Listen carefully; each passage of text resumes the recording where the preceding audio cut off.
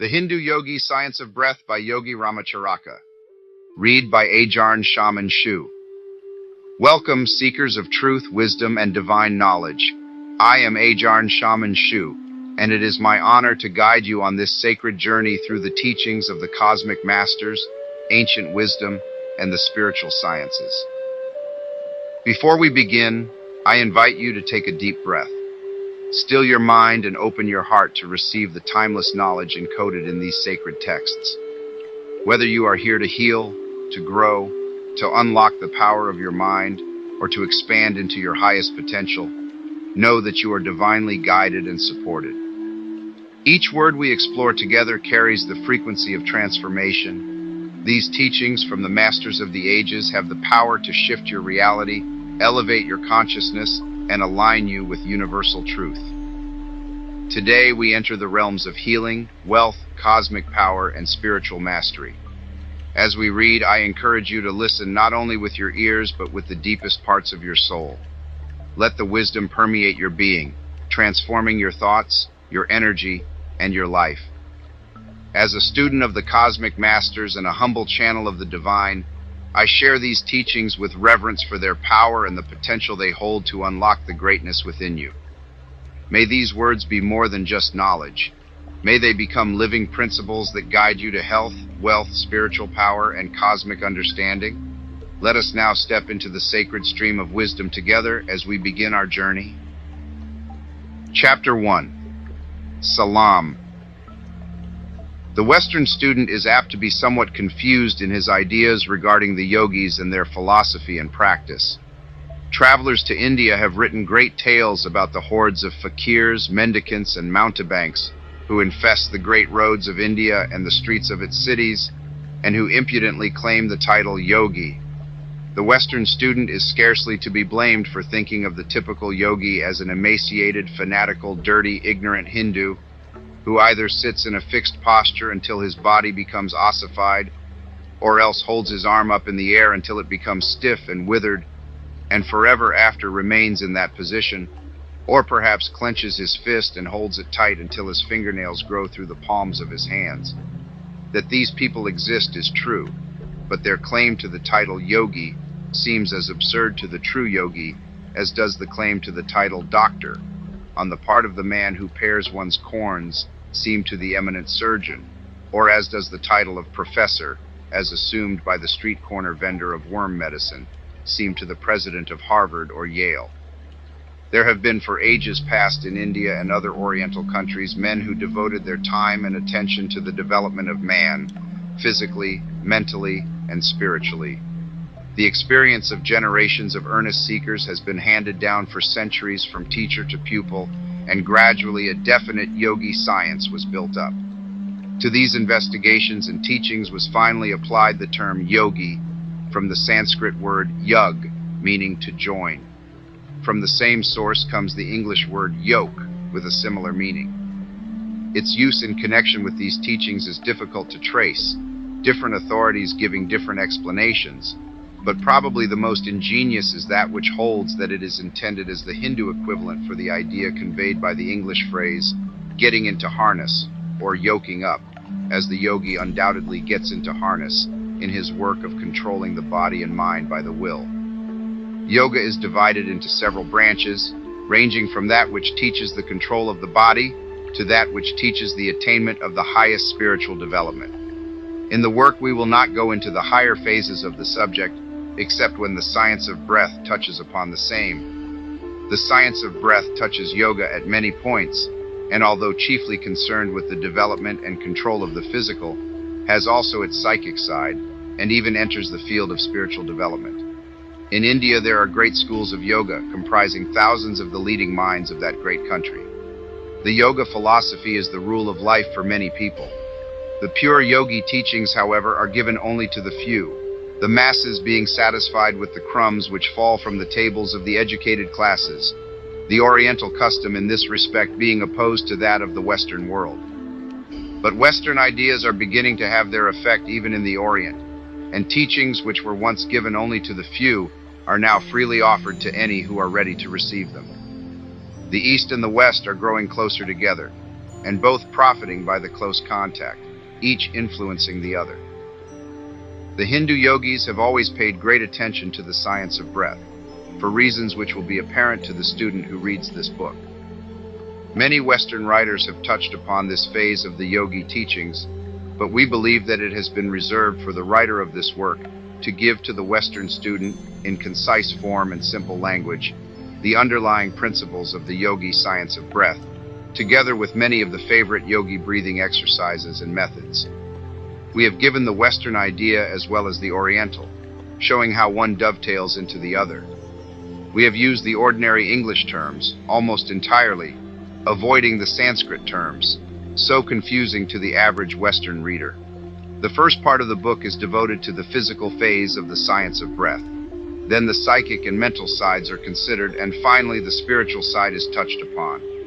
We may be pardoned if we express ourselves as pleased with our success in condensing so much yogi lore into so few pages, and by the use of words and terms which may be understood by anyone.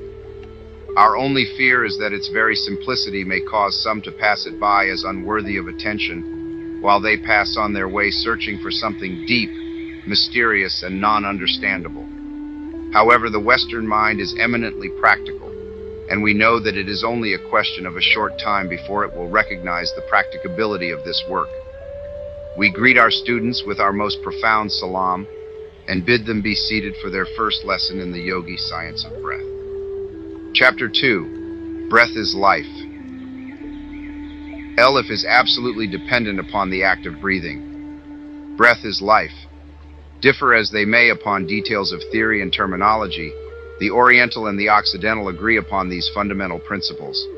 To breathe is to live, and without breath there is no life. Not only are the higher animals dependent upon breath for life and health, but even the lower forms of animal life must breathe to live, and plant life is likewise dependent upon the air for continued existence. The infant draws in a long, deep breath, retains it for a moment to extract from it its life-giving properties, and then exhales it in a long wail, and lo, its life upon earth has begun. The old man gives a faint gasp, ceases to breathe, and life is over. From the first faint breath of the infant to the last gasp of the dying man, it is one long story of continued breathing. Life is but a series of breaths. Breathing may be considered the most important of all of the functions of the body, for indeed all the other functions depend upon it. Man may exist some time without eating.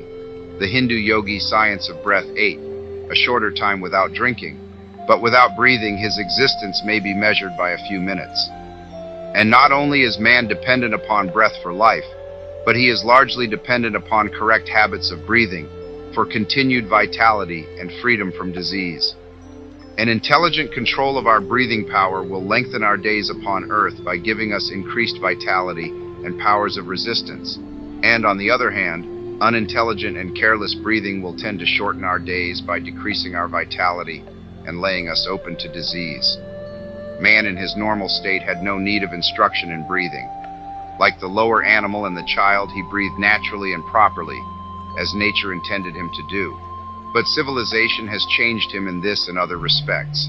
He has contracted improper methods and attitudes of walking, standing, and sitting, which have robbed him of his birthright of natural and correct breathing. He has paid a high price for civilization. The savage today breathes naturally, unless he has been contaminated by the habits of civilized man. The percentage of civilized men who breathe correctly is quite small, and the result is shown in contracted chests and stooping shoulders, and the terrible increase in diseases of the respiratory organs, including that dread monster, consumption, the white scourge. Eminent authorities have stated that one generation of correct breathers would regenerate the race, and disease would be so rare as to be looked upon as a curiosity. Whether looked at from the standpoint of the Oriental or Occidental, the connection between correct breathing and health is readily seen and explained. The Occidental teachings show that the physical health depends very materially upon correct breathing. The Oriental teachers not only admit that their Occidental brothers are right, but say that in addition to the physical benefit derived from correct habits of breathing, man's mental power, happiness, self-control, clear-sightedness, morals, and even his spiritual growth may be increased by an understanding of the science of breath. Whole schools of Oriental philosophy have been founded upon this science, and this knowledge, when grasped by the Western races, and by them put to the practical use which is their strong point, will work wonders among them. The theory of the East, wedded to the practice of the West, will produce worthy offspring. This work will take up the Yogi Science of Breath, which includes not only all that is known to the Western physiologist and hygienist, but the occult side of the subject as well. It not only points out the way to physical health along the lines of what Western scientists have termed deep breathing, etc., but also goes into the less known phases of the subject and shows how the Hindu yogi controls his body, increasing his mental capacity, and develops the spiritual side of his nature by the science of breath. The yogi practices exercises by which he attains control of his body and is enabled to send to any organ or part an increased flow of vital force or prana, thereby strengthening and invigorating the part or organ.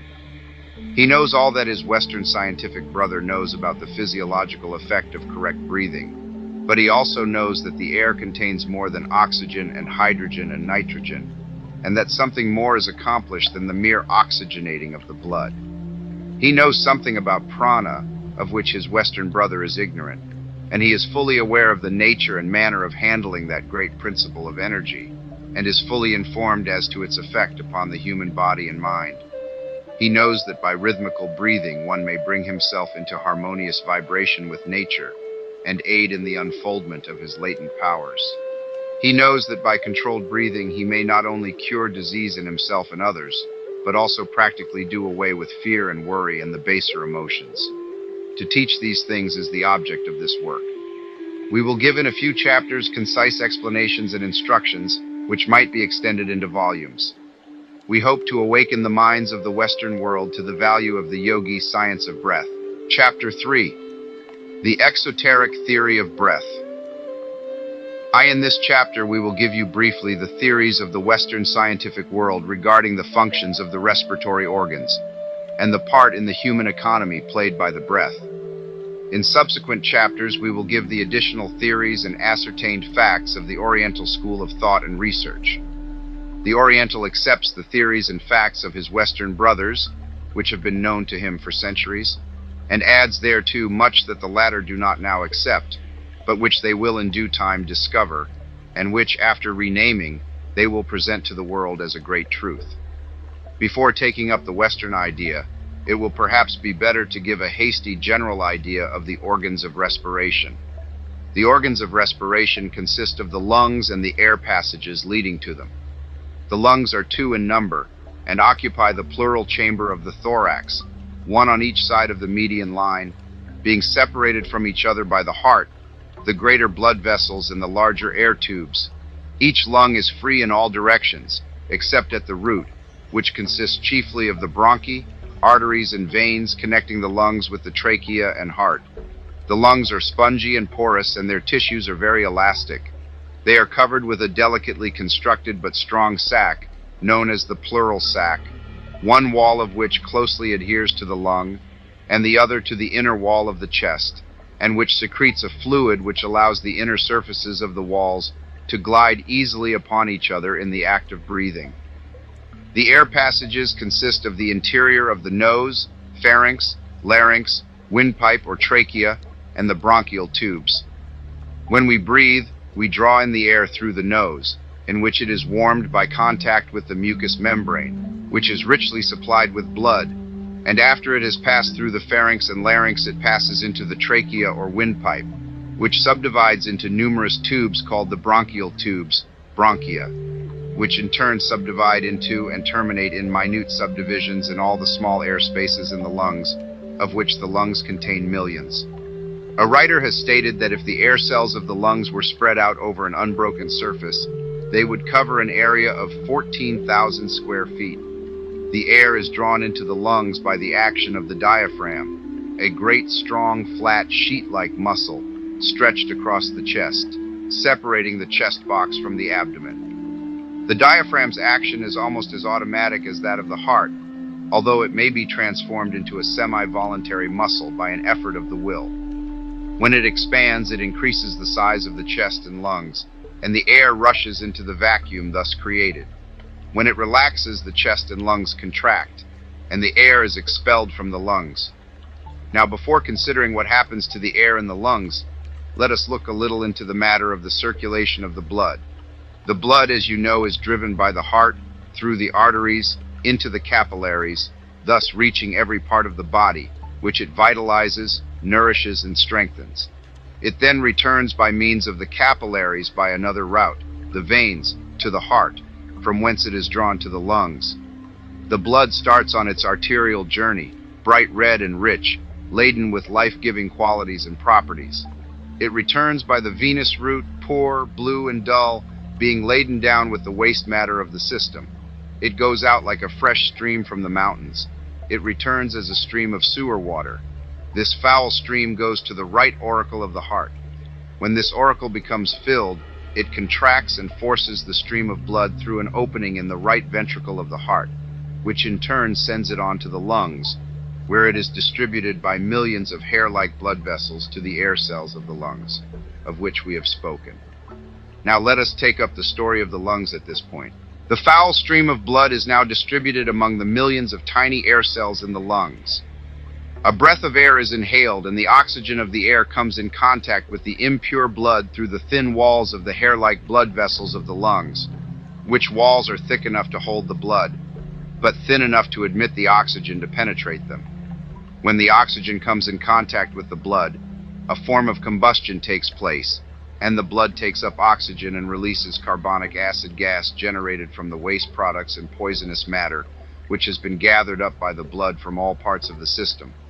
The blood, thus purified and oxygenated, is carried back to the heart, again rich, red, and bright, and laden with life-giving properties and qualities. Upon reaching the left auricle of the heart, it is forced into the left ventricle, from whence it is again forced out through the arteries on its mission of life to all parts of the system. It is estimated that in a single day of 24 hours, 35,000 pints of blood traverse the capillaries of the lungs, the blood corpuscles passing in single file, and being exposed to the oxygen of the air on both of their surfaces. When one considers the minute details of the process alluded to, he is lost in wonder and admiration at nature's infinite care and intelligence. It will be seen that unless fresh air in sufficient quantities reaches the lungs, the foul stream of venous blood cannot be purified, and consequently not only is the body thus robbed of nourishment, but the waste products which should have been destroyed are returned to the circulation and poison the system, and death ensues. Impure air acts in the same way, only in a lessened degree. It will also be seen that if one does not breathe in a sufficient quantity of air, the work of the blood cannot go on properly, and the result is that the body is insufficiently nourished and disease ensues, or a state of imperfect health is experienced. The blood of one who breathes improperly is, of course, of a bluish dark color, lacking the rich redness of pure arterial blood. This often shows itself in a poor complexion. Proper breathing, and a consequent good circulation, results in a clear, bright complexion. A little reflection will show the vital importance of correct breathing. If the blood is not fully purified by the regenerative process of the lungs, it returns to the arteries in an abnormal state, insufficiently purified and imperfectly cleansed of the impurities which it took up on its return journey. These impurities, if returned to the system, will certainly manifest in some form of disease, either in a form of blood disease or some disease resulting from impaired functioning of some insufficiently nourished organ or tissue. The blood, when properly exposed to the air in the lungs, not only has its impurities consumed and parts with its noxious carbonic acid gas, but it also takes up and absorbs a certain quantity of oxygen which it carries to all parts of the body, where it is needed in order that nature may perform her processes properly.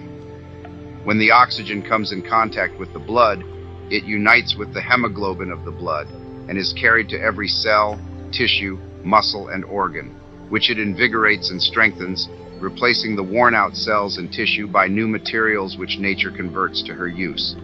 Arterial blood, properly exposed to the air, contains about 25% of free oxygen. Not only is every part vitalized by the oxygen, but the act of digestion depends materially upon a certain amount of oxygenation of the food, and this can be accomplished only by the oxygen in the blood coming in contact with the food and producing a certain form of combustion. It is therefore necessary that a proper supply of oxygen be taken through the lungs. This accounts for the fact that weak lungs and poor digestion are so often found together. To grasp the full significance of this statement, one must remember that the entire body receives nourishment from the food assimilated, and that imperfect assimilation always means an imperfectly nourished body. Even the lungs themselves depend upon the same source for nourishment, and if through imperfect breathing the assimilation becomes imperfect, and the lungs in turn become weakened, they are rendered still less able to perform their work properly, and so in turn the body becomes further weakened. Every particle of food and drink must be oxygenated before it can yield us the proper nourishment, and before the waste products of the system can be reduced to the proper condition to be eliminated from the system. Lack of sufficient oxygen means imperfect nutrition, imperfect elimination, and imperfect health. Verily, breath is life.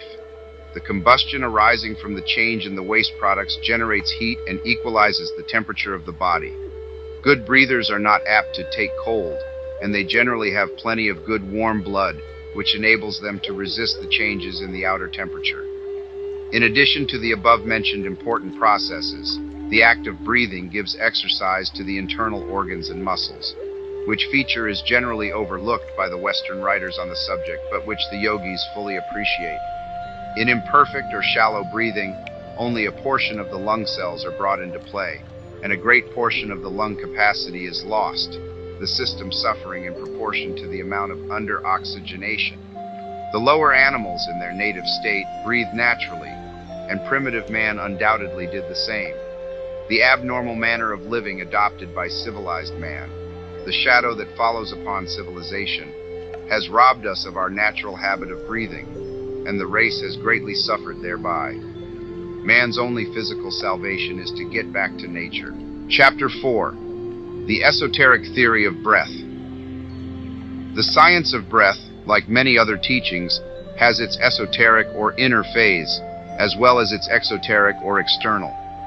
The physiological phase may be termed the outer or exoteric side of the subject, and the phase which we will now consider may be termed its esoteric or inner side. Occultists in all ages and lands have always taught, usually secretly to a few followers, that there was to be found in the air a substance or principle from which all activity, vitality, and life was derived.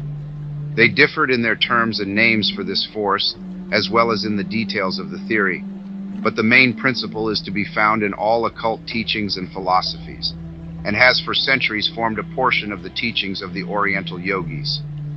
In order to avoid misconceptions arising from the various theories regarding this great principle, which theories are usually attached to some name given the principle, we, in this work, will speak of the principle as prana, this word being the Sanskrit term meaning absolute energy. Many occult authorities teach that the principle which the Hindus term prana is the universal principle of energy or force, and that all energy or force is derived from that principle, or rather, is a particular form of manifestation of that principle. These theories do not concern us in the consideration of the subject matter of this work, and we will therefore confine ourselves to an understanding of prana as the principle of energy exhibited in all living things, which distinguishes them from a lifeless thing. We may consider it as the active principle of life, vital force if you please. It is found in all forms of life, from the amoeba to man, from the most elementary form of plant life to the highest form of animal life. Prana is all-pervading. It is found in all things having life, and as the occult philosophy teaches that life is in all things, in every atom, the apparent lifelessness of some things being only a lesser degree of manifestation, we may understand their teachings that prana is everywhere, in everything. Prana must not be confounded with the ego, that bit of divine spirit in every soul, around which clusters matter and energy. Prana is merely a form of energy used by the ego in its material manifestation.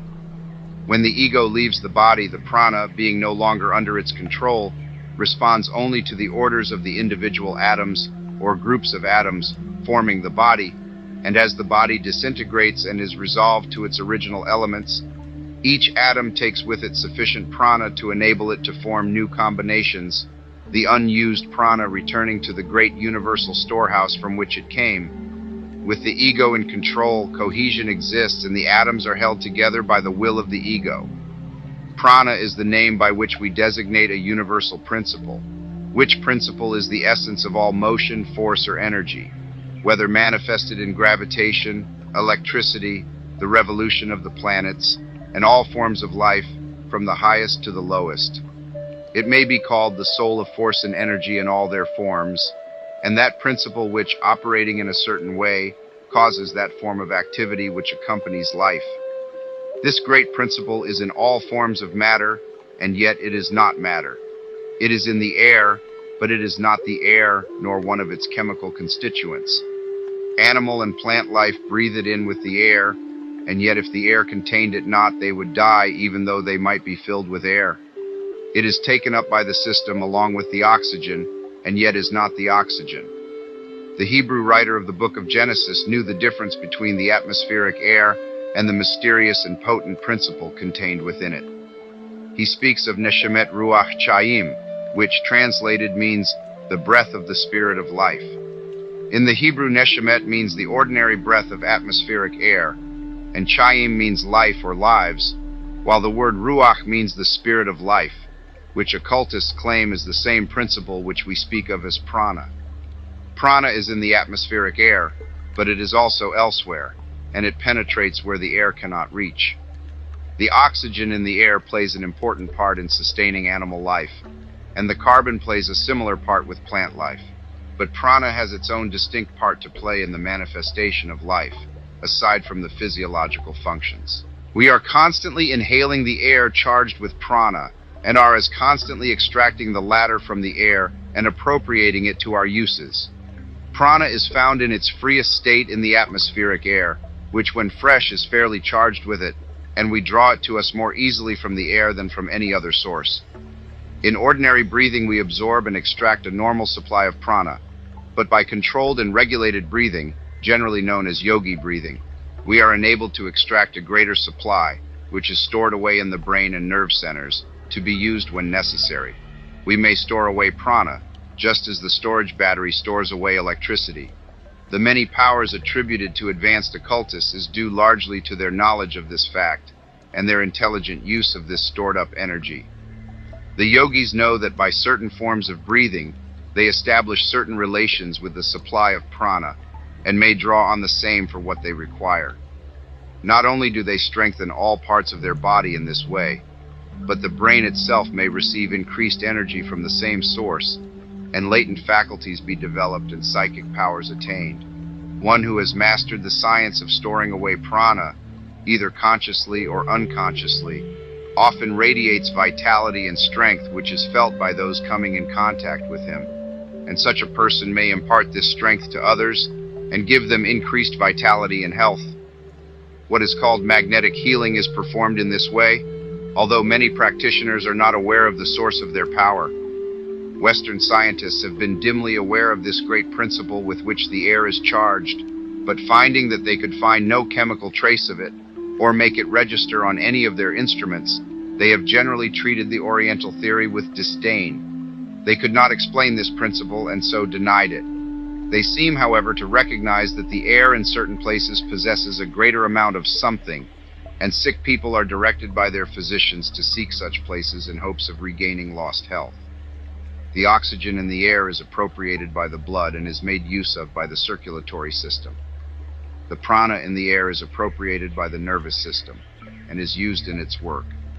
And as the oxygenated blood is carried to all parts of the system, building up and replenishing, so is the prana carried to all parts of the nervous system, adding strength and vitality.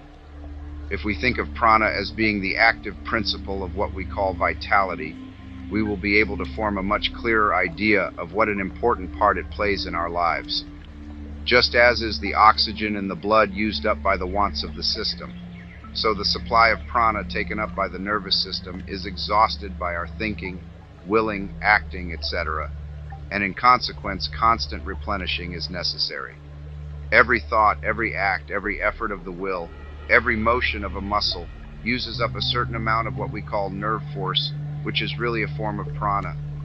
To move a muscle, the brain sends out an impulse over the nerves, and the muscle contracts, and so much prana is expended. When it is remembered that the greater portion of prana acquired by man comes to him from the air inhaled, the importance of proper breathing is readily understood. Chapter 5. The Nervous System. It will be noticed that the Western scientific theories regarding the breath confine themselves to the effects of the absorption of oxygen and its use through the circulatory system, while the yogi theory also takes into consideration the absorption of prana and its manifestation through the channels of the nervous system. Before proceeding further, it may be as well to take a hasty glance at the nervous system. The nervous system of man is divided into two great systems, viz., the cerebrospinal system and the sympathetic system. The cerebrospinal system consists of all that part of the nervous system contained within the cranial cavity, and the spinal canal, viz., the brain and the spinal cord, together with the nerves which branch off from the same. This system presides over the functions of animal life known as volition, sensation, etc. The sympathetic system includes all that part of the nervous system located principally in the thoracic, abdominal, and pelvic cavities, and which is distributed to the internal organs. It has control over the involuntary processes, such as growth, nutrition, etc. The cerebrospinal system attends to all the seeing, hearing, tasting, smelling, feeling, etc. It sets things in motion. It is used by the ego to think, to manifest consciousness. It is the instrument with which the ego communicates with the outside world. This system may be likened to a telephone system, with the brain as the central office, and the spinal column and nerves as cable and wires respectively. The brain is a great mass of nerve tissue, and consists of three parts, viz., the cerebrum or brain proper, which occupies the upper, front, middle, and back portion of the skull. The cerebellum, or little brain, which fills the lower and back portion of the skull, and the medulla oblongata, which is the broadened commencement of the spinal cord, lying before and in front of the cerebellum. The cerebrum is the organ of that part of the mind which manifests itself in intellectual action. The cerebellum regulates the movements of the voluntary muscles.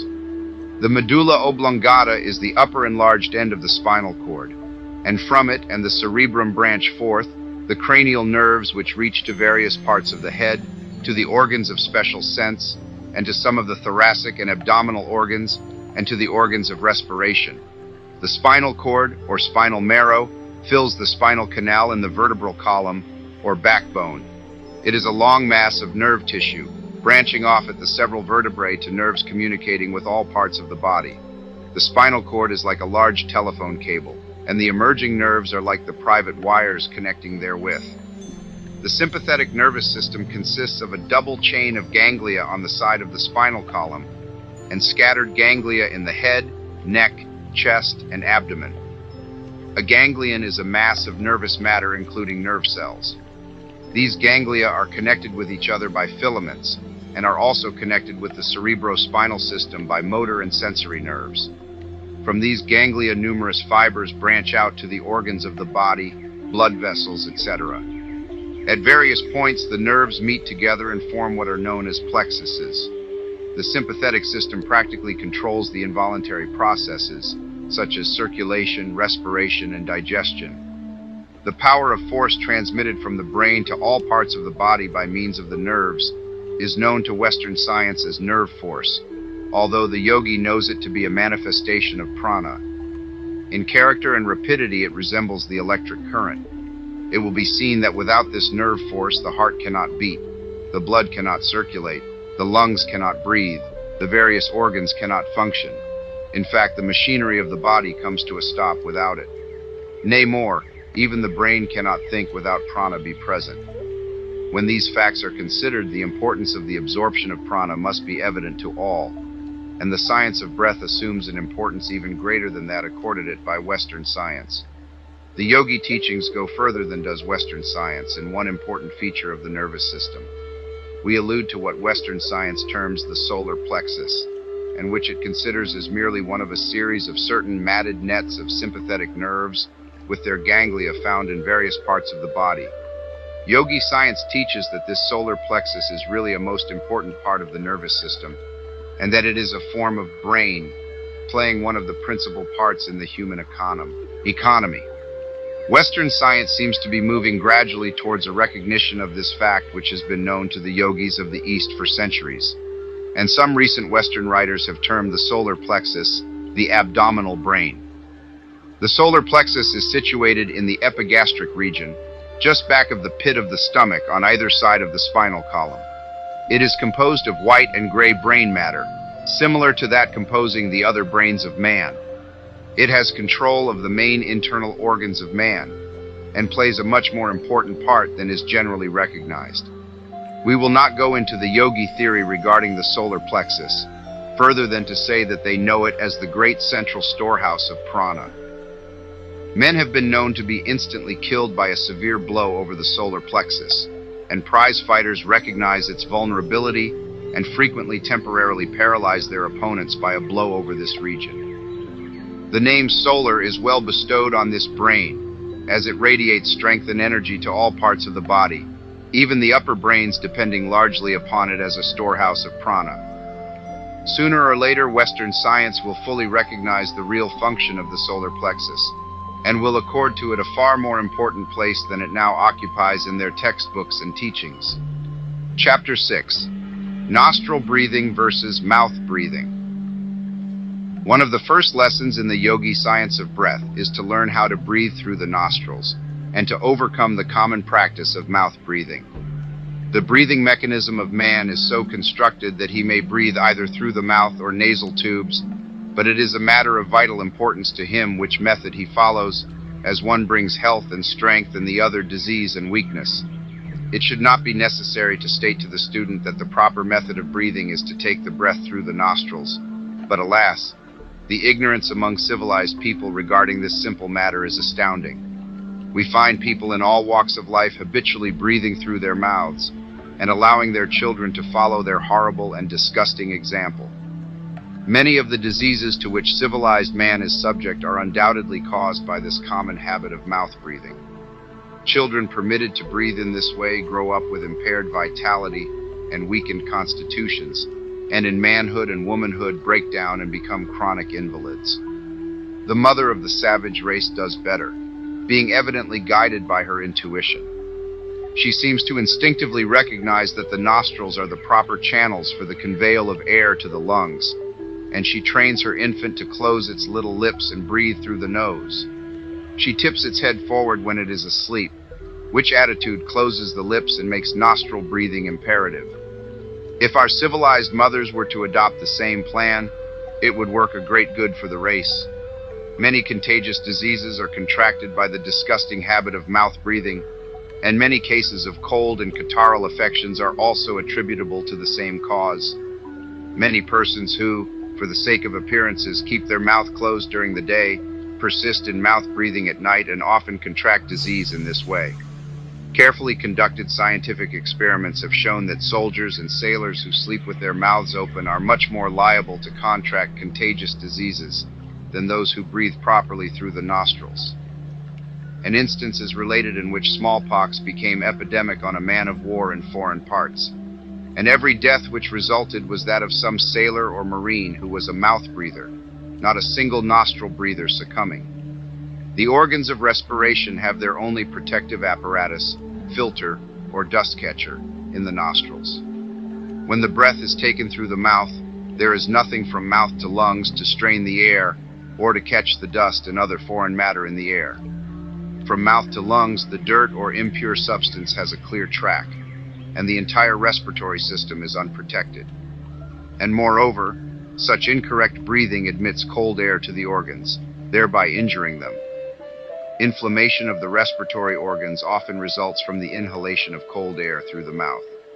The man who breathes through the mouth at night always awakens with a parched feeling in the mouth and a dryness in the throat. He is violating one of nature's laws and is sowing the seeds of disease. Once more, remember that the mouth affords no protection to the respiratory organs, and cold air, dust and impurities and germs readily enter by that door. On the other hand, the nostrils and nasal passages show evidence of the careful design of nature in this respect. The nostrils are two narrow, tortuous channels, containing numerous bristly hairs which serve the purpose of a filter or sieve to strain the air of its impurities, etc., which are expelled when the breath is exhaled. Not only do the nostrils serve this important purpose, but they also perform an important function in warming the air inhaled. The long, narrow, winding nostrils are filled with warm mucous membrane, which coming in contact with the inhaled air warms it so that it can do no damage to the delicate organs of the throat or to the lungs. No animal, excepting man, sleeps with the mouth open or breathes through the mouth, and in fact it is believed that it is only civilized man who so perverts nature's functions, as the savage and barbarian races almost invariably breathe correctly. It is probable that this unnatural habit among civilized men has been acquired through unnatural methods of living, enervating luxuries and excessive warmth. The refining, filtering, and straining apparatus of the nostrils renders the air fit to reach the delicate organs of the throat and the lungs, and the air is not fit to so reach these organs until it has passed through nature's refining process. The impurities, which are stopped and retained by the sieves and mucous membrane of the nostrils, are thrown out again by the expelled breath in exhalation, and in case they have accumulated too rapidly, or have managed to escape through the sieves and have penetrated forbidden regions, nature protects us by producing a sneeze which violently ejects the intruder. The air, when it enters the lungs, is as different from the outside air as is distilled water different from the water of the cistern. The intricate purifying organization of the nostrils, arresting and holding the impure particles in the air, is as important as is the action of the mouth in stopping cherry stones and fish bones and preventing them from being carried onto the stomach. Man should no more breathe through his mouth than he would attempt to take food through his nose. Another feature of mouth breathing is that the nasal passages, being thus comparatively unused, consequently fail to keep themselves clean and clear, and become clogged up and unclean, and are apt to contract local diseases.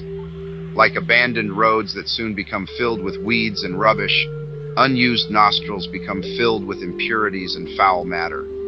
One who habitually breathes through the nostrils is not likely to be troubled with clogged or stuffy nostrils. But for the benefit of those who have been more or less addicted to the unnatural mouth breathing, and who wish to acquire the natural and rational method, it may perhaps be well to add a few words regarding the way to keep their nostrils clean and free from impurities. A favorite Oriental method is to snuff a little water up the nostrils, allowing it to run down the passage into the throat. From thence it may be ejected through the mouth. Some Hindu yogis immerse the face in a bowl of water, and by a sort of suction draw in quite a quantity of water. But this latter method requires considerable practice, and the first mentioned method is equally efficacious and much more easily performed. Another good plan is to open the window and breathe freely, closing one nostril with the finger or thumb, sniffing up the air through the open nostril. Then repeat the process on the other nostril. Repeat several times, changing nostrils. This method will usually clear the nostrils of obstructions. In case the trouble is caused by catarrh, it is well to apply a little Vaseline or camphor ice or similar preparation. Or sniff up a little witch hazel extract once in a while, and you will notice a marked improvement.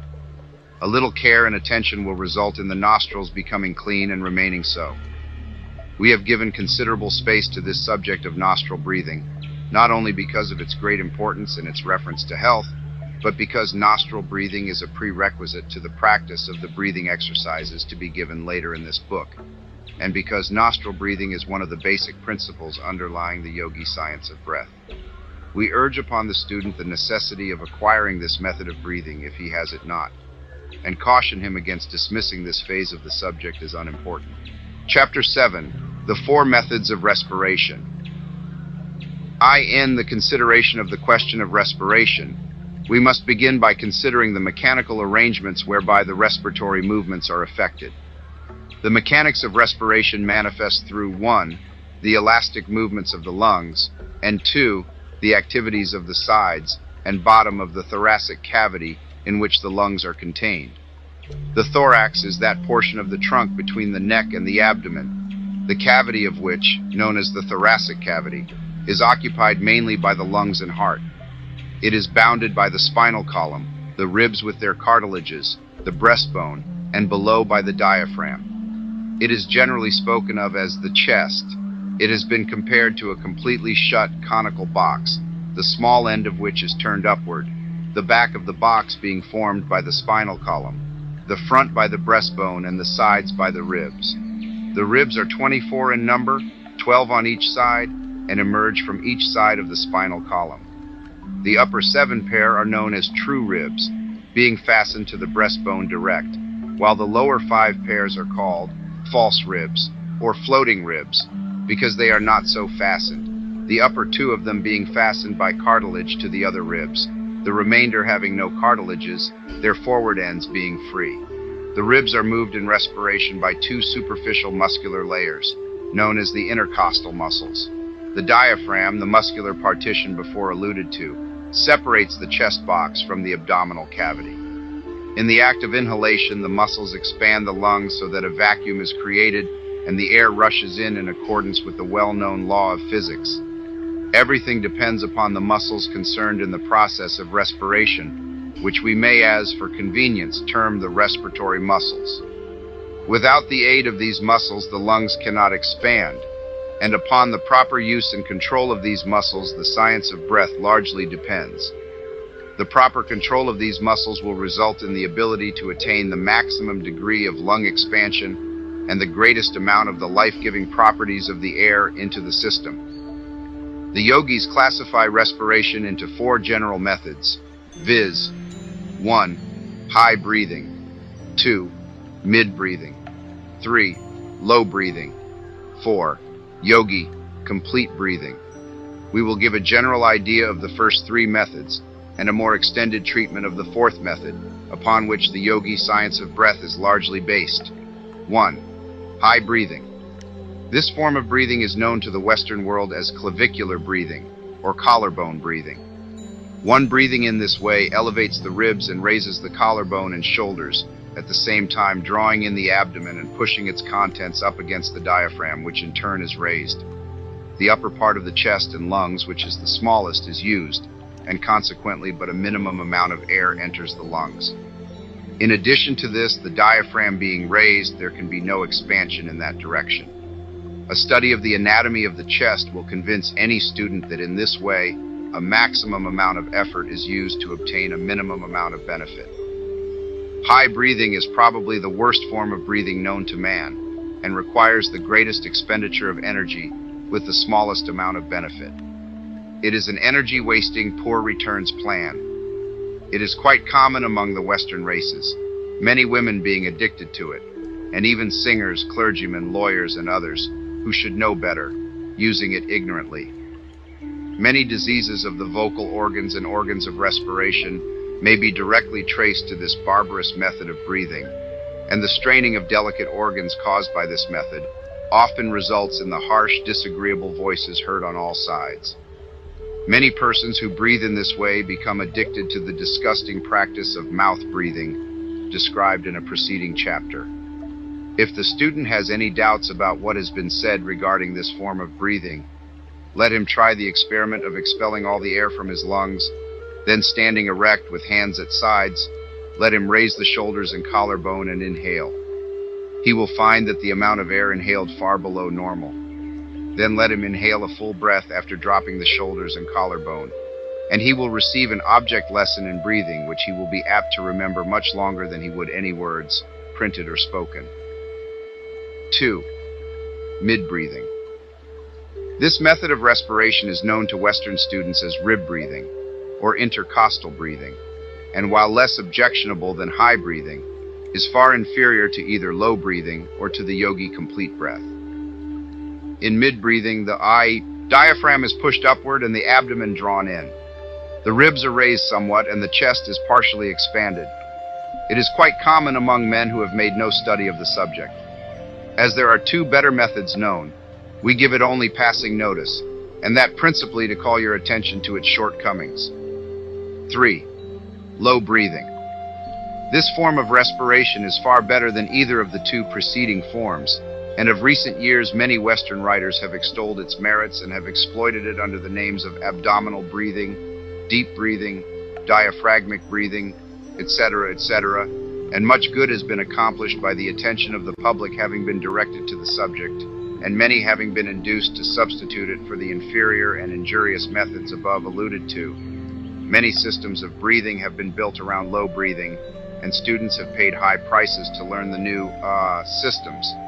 But, as we have said, much good has resulted, and after all, the students who paid high prices to learn revamped old systems undoubtedly got their money's worth if they were induced to discard the old methods of high breathing and low breathing. Although many Western authorities write and speak of this method as the best-known form of breathing, the yogis know it to be but a part of a system which they have used for centuries, and which they know as the complete breath. It must be admitted, however, that one must be acquainted with the principles of low breathing before he can grasp the idea of complete breathing. Let us again consider the diaphragm. What is it? We have seen that it is the great partition muscle, which separates the chest and its contents from the abdomen and its contents. When at rest, it presents a concave surface to the abdomen. That is, the diaphragm as viewed from the abdomen would seem like the sky as viewed from the earth, the interior of an arched surface. Consequently, the side of the diaphragm toward the chest organs is like a protruding rounded surface, like a hill. When the diaphragm is brought into use, the hill formation is lowered and the diaphragm presses upon the abdominal organs and forces out the abdomen. In low breathing, the lungs are given freer play than in the methods already mentioned, and consequently more air is inhaled. This fact has led the majority of Western writers to speak and write of low breathing, which they call abdominal breathing, as the highest and best method known to science. But the Oriental yogi has long known of a better method, and some few Western writers have also recognized this fact. The trouble with all methods of breathing other than yogi complete breathing is that in none of these methods do the lungs become filled with air. At the best, only a portion of the lung space is filled, even in low breathing. High breathing fills only the upper portion of the lungs. Mid-breathing fills only the middle and a portion of the upper parts. Low breathing fills only the lower and middle parts. It is evident that any method that fills the entire lung space must be far preferable to those filling only certain parts. Any method which will fill the entire lung space must be of the greatest value to man, in the way of allowing him to absorb the greatest quantity of oxygen and to store away the greatest amount of prana. The complete breath is known to the yogis to be the best method of respiration known to science. The yogi complete breath. Yogi complete breathing includes all the good points of high breathing, mid breathing, and low breathing, with the objectionable features of each eliminated. It brings into play the entire respiratory apparatus, every part of the lungs, every air cell, every respiratory muscle. The entire respiratory organism responds to this method of breathing, and the maximum amount of benefit is derived from the minimum expenditure of energy. The chest cavity is increased to its normal limits in all directions, and every part of the machinery performs its natural work and functions. One of the most important features of this method of breathing is the fact that the respiratory muscles are fully called into play, whereas in the other forms of breathing only a portion of these muscles are so used. In complete breathing, among other muscles, those controlling the ribs are actively used, which increases the space in which the lungs may expand, and also gives the proper support to the organs when needed. Nature availing herself of the perfection of the principle of leverage in this process. Certain muscles hold the lower ribs firmly in position, while other muscles bend them outward. Then again, in this method, the diaphragm is under perfect control and is able to perform its functions properly, and in such manner as to yield the maximum degree of service. In the rib action, above alluded to, the lower ribs are controlled by the diaphragm, which draws them slightly downward, while other muscles hold them in place, and the intercostal muscles force them outward, which combined action increases the mid-chest cavity to its maximum. In addition to this muscular action, the upper ribs are also lifted and forced outward by the intercostal muscles, which increases the capacity of the upper chest to its fullest extent. If you have studied the special features of the four given methods of breathing, you will at once see that the complete breath comprises all the advantageous features of the three other methods, plus the reciprocal advantages accruing from the combined action of the high chest, mid-chest, and diaphragmic regions, and the normal rhythm thus obtained. In our next chapter, we will take up the complete breath in practice, and will give full directions for the acquirement of this superior method of breathing, with exercises, etc. Chapter 8. How to acquire the yogi. Complete breath. The yogi complete breath is the fundamental breath of the entire yogi science of breath, and the student must fully acquaint himself with it and master it perfectly before he can hope to obtain results from the other forms of breath mentioned and given in this book. He should not be content with half learning it, but should go to work in earnest until it becomes his natural method of breathing. This will require work, time, and patience, but without these things nothing is ever accomplished. There is no royal road to the science of breath, and the student must be prepared to practice and study in earnest if he expects to receive results. The results obtained by a complete mastery of the science of breath are great, and no one who has attained them would willingly go back to the old methods, and he will tell his friends that he considers himself amply repaid for all his work. We say these things now that you may fully understand the necessity and importance of mastering this fundamental method of yogi breathing, instead of passing it by and trying some of the attractive-looking variations given later on in this book. Again, we say to you, start right, and right results will follow. But neglect your foundations and your entire building will topple over sooner or later. Perhaps the better way to teach you how to develop the yogi complete breath would be to give you simple directions regarding the breath itself, and then follow up the same with general remarks concerning it, and then later on giving exercises for developing the chest, muscles, and lungs, which have been allowed to remain in an undeveloped condition by imperfect methods of breathing. Right here, we wish to say that this complete breath is not a forced or abnormal thing, but on the contrary is a going back to first principles, a return to nature. The healthy adult savage and the healthy infant of civilization both breathe in this manner, but civilized man has adopted unnatural methods of living, clothing, etc., and has lost his birthright. And we wish to remind the reader that the complete breath does not necessarily call for the complete filling of the lungs at every inhalation. One may inhale the average amount of air, using the complete breathing method and distributing the air inhaled, be the quantity large or small, to all parts of the lungs. But one should inhale a series of full complete breaths several times a day, whenever opportunity offers, in order to keep the system in good order and condition. The following simple exercise will give you a clear idea of what the complete breath is. 1. Stand or sit erect. Breathing through the nostrils, inhale steadily, first filling the lower part of the lungs, which is accomplished by bringing into play the diaphragm, which descending exerts a gentle pressure on the abdominal organs, pushing forward the front walls of the abdomen. Then fill the middle part of the lungs, pushing out the lower ribs, breastbone, and chest. Then fill the higher portion of the lungs, protruding the upper chest, thus lifting the chest, including the upper 6 or 7 pairs of ribs. In the final movement, the lower part of the abdomen will be slightly drawn in, which movement gives the lungs a support and also helps to fill the highest part of the lungs. At first reading, it may appear that this breath consists of 3 distinct movements. This, however, is not the correct idea. The inhalation is continuous. The entire chest cavity from the lower diaphragm to the highest point of the chest in the region of the collarbone, being expanded with a uniform movement.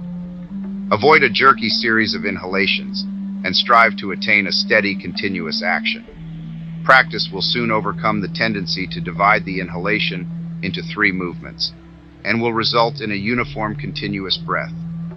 You will be able to complete the inhalation in a couple of seconds after a little practice. 2. Retain the breath a few seconds. 3. Exhale quite slowly, holding the chest in a firm position, and drawing the abdomen in a little and lifting it upward slowly as the air leaves the lungs. Where the air is entirely exhaled, relax the chest and abdomen. A little practice will render this part of the exercise easy, and the movement once acquired will be afterwards performed almost automatically. It will be seen that by this method of breathing, all parts of the respiratory apparatus is brought into action, and all parts of the lungs, including the most remote air cells, are exercised. The chest cavity is expanded in all directions.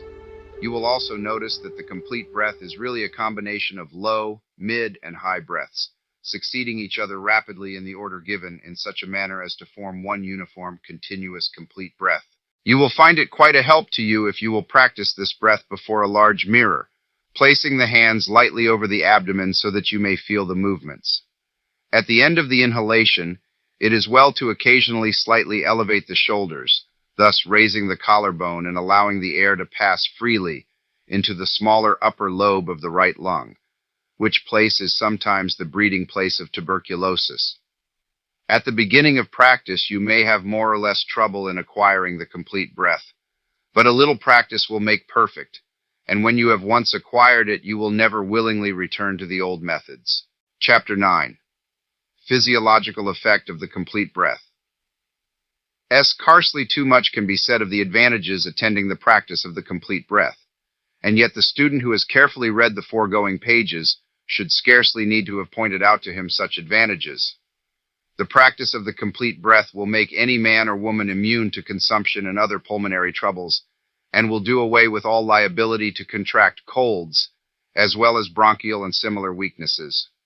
Consumption is due principally to lowered vitality, attributable to an insufficient amount of air being inhaled. The impairment of vitality renders the system open to attacks from disease germs. Imperfect breathing allows a considerable part of the lungs to remain inactive, and such portions offer an inviting field for bacilli, which invading the weakened tissue soon produce havoc.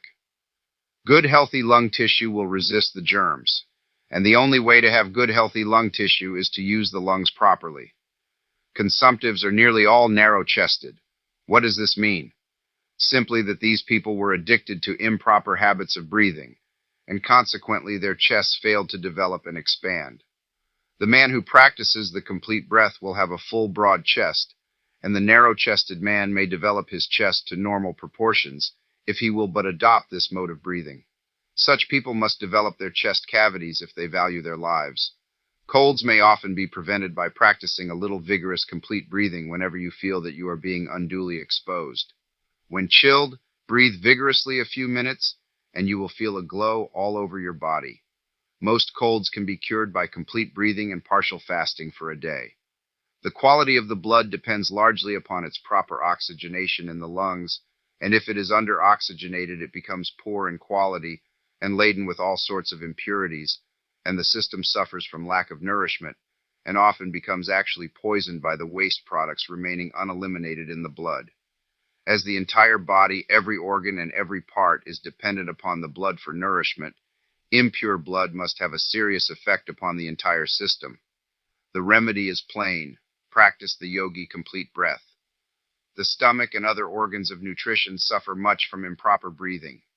Not only are they ill-nourished by reason of the lack of oxygen, but as the food must absorb oxygen from the blood and become oxygenated before it can be digested and assimilated, it is readily seen how digestion and assimilation is impaired by incorrect breathing.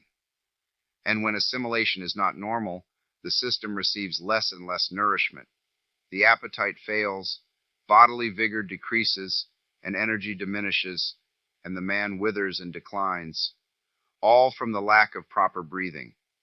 Even the nervous system suffers from improper breathing, inasmuch as the brain, the spinal cord, the nerve centers, and the nerves themselves, when improperly nourished by means of the blood, become poor and inefficient instruments for generating, storing, and transmitting the nerve currents. And improperly nourished they will become if sufficient oxygen is not absorbed through the lungs.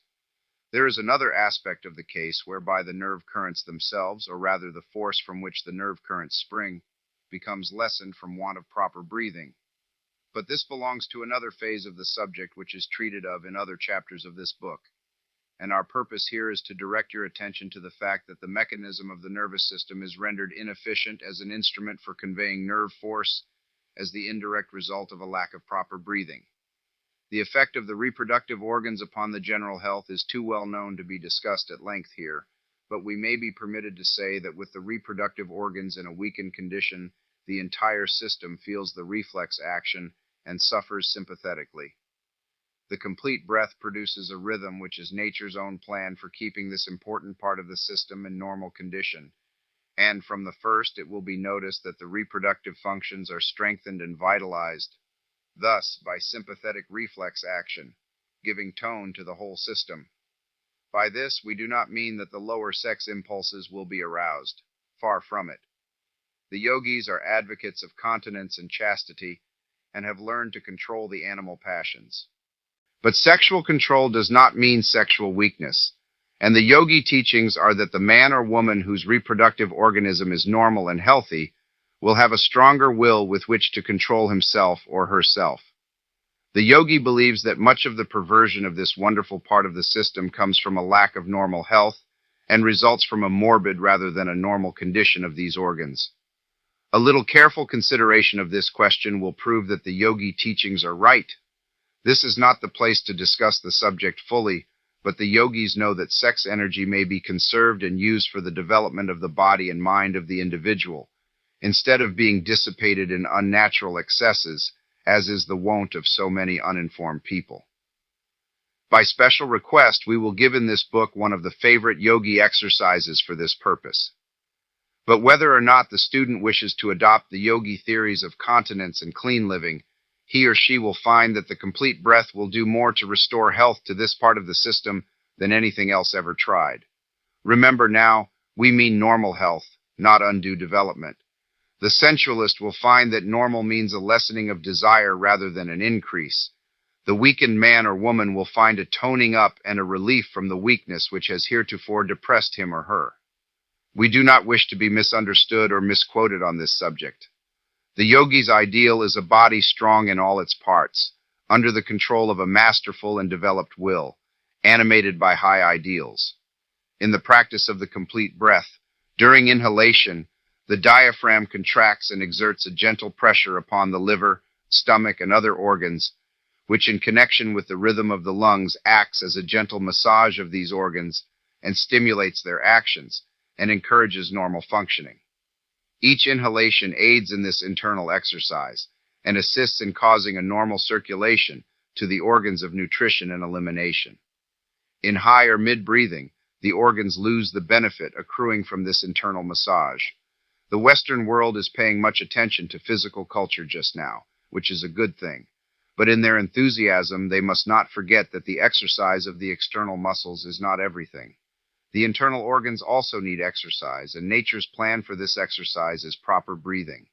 The diaphragm is nature's principal instrument for this internal exercise. Its motion vibrates the important organs of nutrition and elimination, and massages and kneads them at each inhalation and exhalation, forcing blood into them, and then squeezing it out, and imparting a general tone to the organs. Any organ or part of the body which is not exercised gradually atrophies and refuses to function properly, and lack of the internal exercise afforded by the diaphragmatic action leads to diseased organs. The complete breath gives the proper motion to the diaphragm, as well as exercising the middle and upper chest. It is indeed complete in its action. From the standpoint of Western physiology alone, without reference to the Oriental philosophies and science, this yogi system of complete breathing is of vital importance to every man, woman, and child who wishes to acquire health and keep it. Its very simplicity keeps thousands from seriously considering it, while they spend fortunes in seeking health through complicated and expensive systems. Health knocks at their door and they answer not. Verily, the stone which the builders reject is the real cornerstone of the temple of health. Chapter 10. A few bits of yogi lore. We give below 3 forms of breath, quite popular among the yogis. The first is the well-known yogi cleansing breath, to which is attributed much of the great lung endurance found among the yogis. They usually finish up a breathing exercise with this cleansing breath, and we have followed this plan in this book. We also give the yogi nerve vitalizing exercise, which has been handed down among them for ages, and which has never been improved on by Western teachers of physical culture, although some of them have borrowed it from teachers of yoga. We also give the yogi vocal breath, which accounts largely for the melodious, vibrant voices of the better class of the Oriental yogis. We feel that if this book contained nothing more than these 3 exercises, it would be invaluable to the Western student. Take these exercises as a gift from your Eastern brothers and put them into practice. The Yogi Cleansing Breath. The yogis have a favorite form of breathing which they practice when they feel the necessity of ventilating and cleansing the lungs. They conclude many of their other breathing exercises 50 with this breath, and we have followed this practice in this book. This cleansing breath ventilates and cleanses the lungs, stimulates the cells, and gives a general tone to the respiratory organs, and is conducive to their general healthy condition. Besides this effect, it is found to greatly refresh the entire system. Speakers, singers, etc. will find this breath especially restful after having tired the respiratory organs. 1. Inhale a complete breath. 2. Retain the air a few seconds. 3. Pucker up the lips as if for a whistle, but do not swell out the cheeks. Then exhale a little air through the opening with considerable vigor. Then stop for a moment, retaining the air, and then exhale a little more air. Repeat until the air is completely exhaled. Remember that considerable vigor is to be used in exhaling the air through the opening in the lips. This breath will be found quite refreshing when one is tired and generally used up. A trial will convince the student of its merits. This exercise should be practiced until it can be performed naturally and easily, as it is used to finish up a number of other exercises given in this book, and it should be thoroughly understood. The Yogi Nerve Vitalizing Breath. This is an exercise well known to the yogis, who consider it one of the strongest nerve stimulants and invigorants known to man. Its purpose is to stimulate the nervous system, develop nerve force, energy, and vitality. This exercise brings a stimulating pressure to bear on important nerve centers, which in turn stimulate and energize the entire nervous system, and send an increased flow of nerve force to all parts of the body. 1. Stand erect. Inhale a complete breath and retain same. 3. Extend the arms straight in front of you, letting them be somewhat limp and relaxed, with only sufficient nerve force to hold them out. 4. Slowly draw the hands back toward the shoulders, gradually contracting the muscles and putting force into them, so that when they reach the shoulders, the fists will be so tightly clenched that a tremulous motion is felt. 5. Then, keeping the muscles tense, push the fists slowly out, and then draw them back rapidly, still tense, several times. 6. Exhale vigorously through the mouth. 7. Practice the cleansing breath. The efficiency of this exercise depends greatly upon the speed of the drawing back of the fists, and the tension of the muscles, and of course upon the full lungs. This exercise must be tried to be appreciated. It is without equal as a bracer, as our Western friends put it.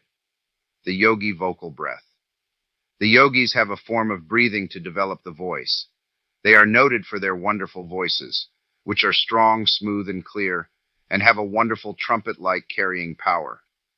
They have practiced this particular form of breathing exercise, which has resulted in rendering their voices soft, beautiful, and flexible, imparting to it that indescribable, peculiar floating quality, combined with great power. The exercise given below will in time impart the above-mentioned qualities, or the yogi voice, to the student who practices it faithfully. It is to be understood, of course, that this form of breath is to be used only as an occasional exercise, and not as a regular form of breathing.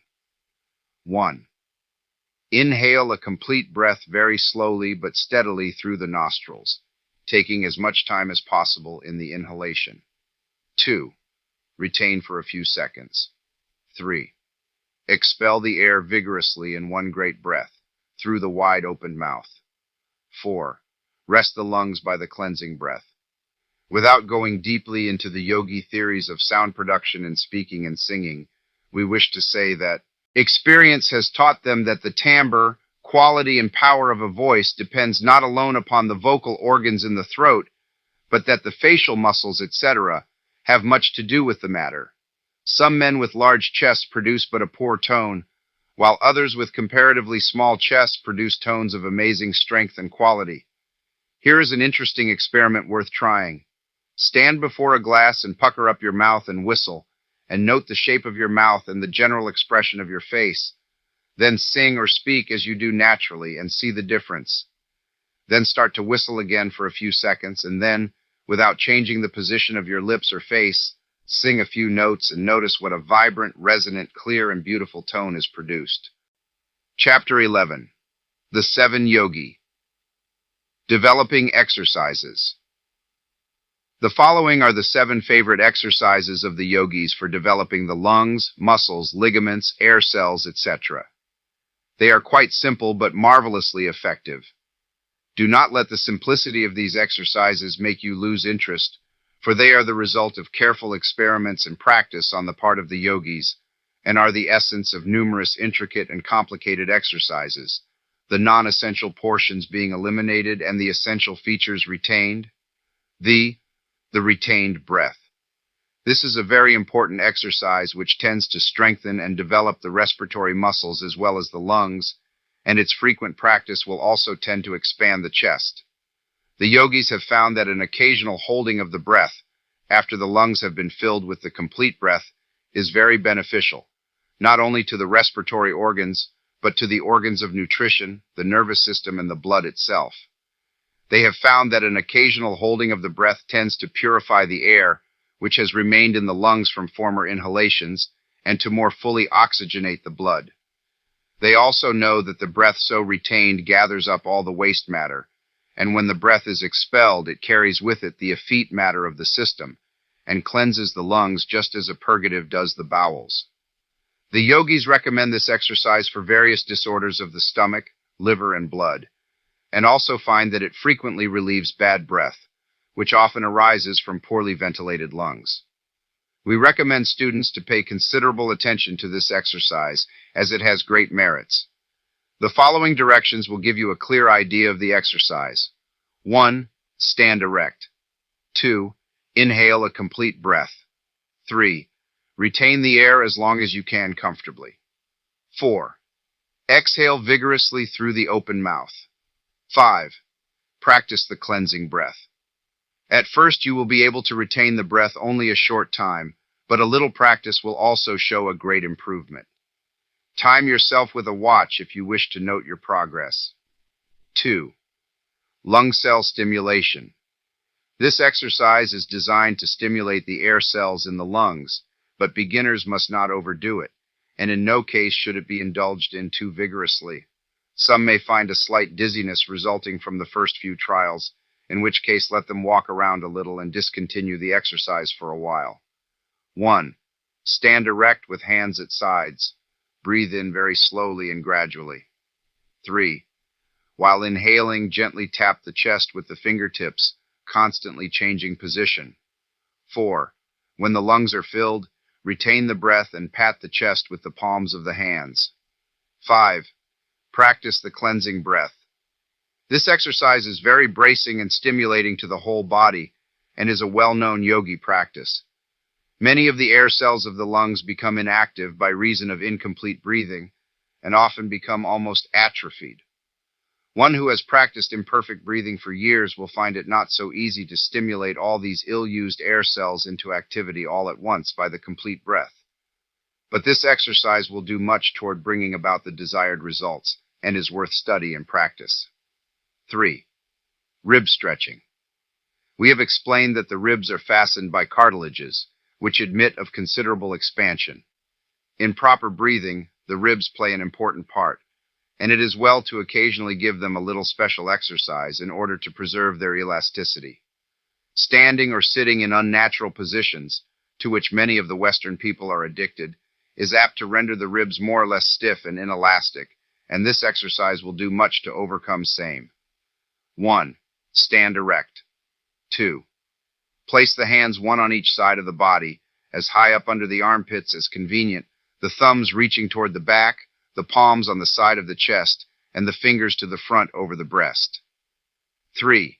Inhale a complete breath. 4. Retain the air for a short time. 5. Then gently squeeze the sides, at the same time slowly exhaling. 6. Practice the cleansing breath. Use moderation in this exercise and do not overdo it. 4. Chest expansion. The chest is quite apt to be contracted from bending over one's work, etc. This exercise is very good for the purpose of restoring natural conditions and gaining chest expansion. 1. Stand erect. 2. Inhale a complete breath. 3. Retain the air. 4. Extend both arms forward and bring the two clenched fists together on a level with the shoulder. 5. Then swing back the fists vigorously until the arms stand out straight sideways from the shoulders. 6. Then bring back to position 4 and swing to position 5. Repeat several times. 7. Exhale vigorously through the opened mouth. 8.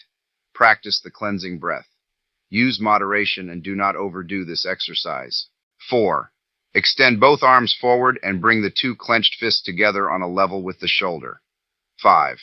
Then swing back the fists vigorously until the arms stand out straight sideways from the shoulders. 6.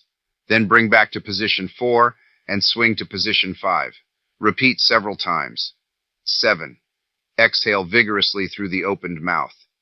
8. Practice the cleansing breath. Use moderation and do not overdo this exercise. 5. Walking exercise. 1. Walk with head up, chin drawn slightly in, shoulders back, and with measured tread. Inhale a complete breath, counting mentally 1, 2, 3, 4, 5, 6, 7, 8, 1 count to each step, making the inhalation extend over the 8 counts. 3. Exhale slowly through the nostrils, counting as before. 1, 2, 3, 4, 5, 6, 7, 8, 1 count to a step. 4. Rest between breaths, continuing walking and counting. 1, 2, 3, 4, 5, 6, 7, 8, 1 count to a step. 5. Repeat until you begin to feel tired. Then rest for a while and resume at pleasure. Repeat several times a day. Some yogis vary this exercise by retaining the breath during a 1, 2, 3, 4 count, and then exhale in an 8-step count. Practice whichever plan seems most agreeable to you. 6. Morning exercise. 1. Stand erect in a military attitude, head up, eyes front, shoulders back, knees stiff, hands at sides. 2. Raise body slowly on toes, inhaling a complete breath steadily and slowly. 3. Retain the breath for a few seconds, maintaining the same position. 4. Slowly sink to first position, at the same time slowly exhaling the air through the nostrils. 5. Practice cleansing breath. 6. Repeat several times, varying by using right leg alone, then left leg alone. 7. Stimulating circulation. 1. Stand erect. Inhale a complete breath and retain. 3.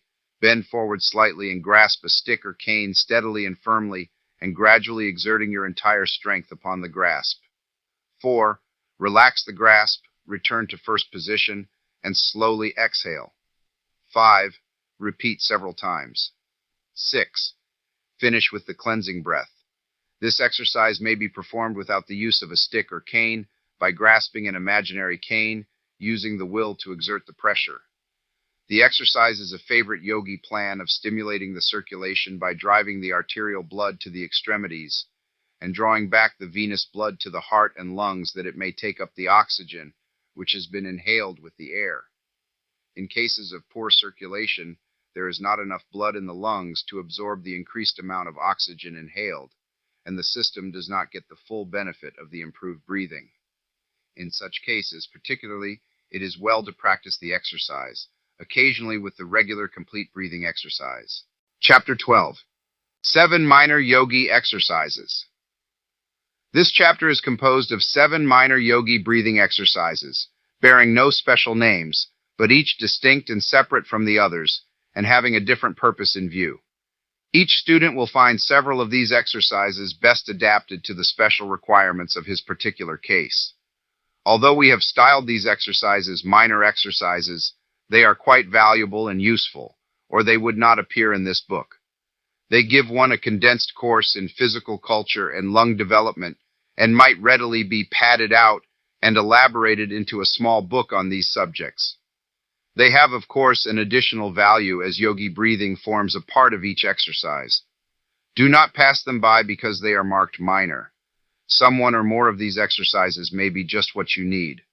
Try them and decide for yourself. Exercise I. 1. Stand erect with hands at sides. 2. Inhale, complete breath. 3. Raise the arms slowly, keeping them rigid until the hands touch overhead. 4. Retain the breath a few minutes with hands overhead. 5. Lower hands slowly to sides, exhaling slowly at same time. 6. Practice cleansing breath. Exercise 2. 1. Stand erect with arms straight in front of you. Inhale, complete breath and retain. 3. Swing arms back as far as they will go, then back to first position, then repeat several times, retaining the breath all the while. 4. Exhale vigorously through mouth. 5. Practice cleansing breath. Exercise 3. 1. Stand erect with arms straight in front of you. 2. Inhale, complete breath. Swing arms around in a circle, backward a few times, then reverse a few times, retaining the breath all the while. You may vary this by rotating them alternately like the sails of a windmill. 4. Exhale the breath vigorously through the mouth. 5. Practice cleansing breath. Exercise 4. 1. Lie on the floor with your face downward and palms of hands flat upon the floor by your sides. Inhale, complete breath and retain. 3. Stiffen the body and raise yourself up by the strength of your arms until you rest on your hands and toes. 4. Then lower yourself to original position. Repeat several times. 5. Exhale vigorously through your mouth. 6. Practice cleansing breath. Exercise V1. Stand erect with your palms against the wall. Inhale, complete breath and retain. 3. Lower the chest to the wall, resting your weight on your hands. 4. Then raise yourself back with the arm muscles alone, keeping the body stiff. 5. Exhale vigorously through the mouth. 6. Practice cleansing breath. Exercise 6. 1. Stand erect with arms akimbo, that is, with hands resting around the waist and elbows standing out. Inhale. Complete breath and retain. 3. Keep legs and hips stiff and bend well forward as if bowing, at the same time exhaling slowly. 4. Return to first position and take another complete breath. 5. Then bend backward, exhaling slowly. 6. Return to first position and take a complete breath. 7. Then bend sideways, exhaling slowly. Vary by bending to right and then to left. 8. Practice cleansing breath. Exercise 7. 1. Stand erect or sit erect with straight spinal column. 2. Inhale a complete breath, but instead of inhaling a continuous steady stream, take a series of short, quick sniffs, as if you were smelling aromatic salts or ammonia and did not wish to get too strong a whiff. Do not exhale any of these little breaths, but add one to the other until the entire lung space is filled. 3. Retain for a few seconds. 4. Exhale through the nostrils in a long, restful, sighing breath. 5. Practice cleansing breath. Chapter 13. Vibration and Yogi. Rhythmic breathing. All is in vibration. From the tiniest atom to the greatest sun, everything is in a state of vibration. There is nothing in absolute rest in nature. A single atom deprived of vibration would wreck the universe. In incessant vibration, the universal work is performed.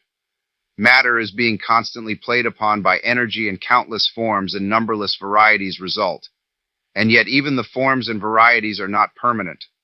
They begin to change the moment they are created, and from them are born innumerable forms, which in turn change and give rise to newer forms, and so on in infinite succession. Nothing is permanent in the world of forms, and yet the great reality is unchangeable. Forms are but appearances. They come, they go, but the reality is eternal and unchangeable.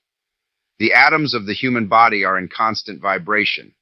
Unceasing changes are occurring. In a few months there is almost a complete change in the matter composing the body, and scarcely a single atom now composing your body will be found in it a few months hence. Vibration, constant vibration. change, constant change. In all vibration is to be found a certain rhythm. Rhythm pervades the universe. The swing of the planets around the sun, the rise and fall of the sea, the beating of the heart, the ebb and flow of the tide, all follow rhythmic laws. The rays of the sun reach us.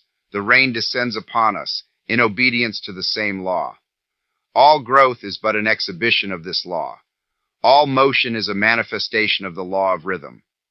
Our bodies are as much subject to rhythmic laws as is the planet in its revolution around the sun.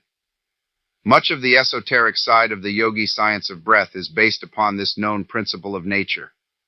By falling in with the rhythm of the body, the yogi manages to absorb a great amount of prana, which he disposes of to bring about results desired by him.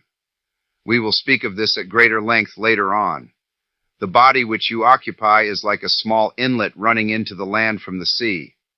Although apparently subject only to its own laws, it is really subject to the ebb and flow of the tides of the ocean. The great sea of life is swelling and receding, rising and falling, and we are responding to its vibrations and rhythm. In a normal condition, we receive the vibration and rhythm of the great ocean of life and respond to it. But at times, the mouth of the inlet seems choked up with debris, and we fail to receive the impulse from Mother Ocean, and inharmony manifests within us. You have heard how a note on a violin, if sounded repeatedly and in rhythm, will start into motion vibrations which will in time destroy a bridge. The same result is true when a regiment of soldiers crosses a bridge, the order being always given to break step on such an occasion, lest the vibration bring down both bridge and regiment. These manifestations of the effect of rhythmic motion will give you an idea of the effect on the body of rhythmic breathing. The whole system catches the vibration and becomes in harmony with the will, which causes the rhythmic motion of the lungs, and while in such complete harmony will respond readily to orders from the will. With the body thus attuned, the yogi finds no difficulty in increasing the circulation in any part of the body by an order from the will, and in the same way he can direct an increased current of nerve force to any part or organ, strengthening and stimulating it. In the same way, the yogi, by rhythmic breathing, catches the swing, as it were, and is able to absorb and control a greatly increased amount of prana, which is then at the disposal of his will. He can and does use it as a vehicle for sending forth thoughts to others, and for attracting to him all those whose thoughts are keyed in the same vibration. The phenomena of telepathy, thought transference, mental healing, mesmerism, etc., which subjects are creating such an interest in the Western world at the present time, but which have been known to the yogis for centuries, can be greatly increased and augmented if the person sending forth the thoughts will do so after rhythmic breathing. Rhythmic breathing will increase the value of mental healing, magnetic healing, etc., several 100%. In rhythmic breathing, the main thing to be acquired is the mental idea of rhythm. To those who know anything of music, the idea of measured counting is familiar. To others, the rhythmic step of the soldier, left, right, left, right, left, right, 1, 2, 3, 4, 1, 2, 3, 4, will convey the idea. The yogi bases his rhythmic time upon a unit corresponding with the beat of his heart. The heartbeat varies in different persons, but the heartbeat unit of each person is the proper rhythmic standard for that particular individual in his rhythmic breathing.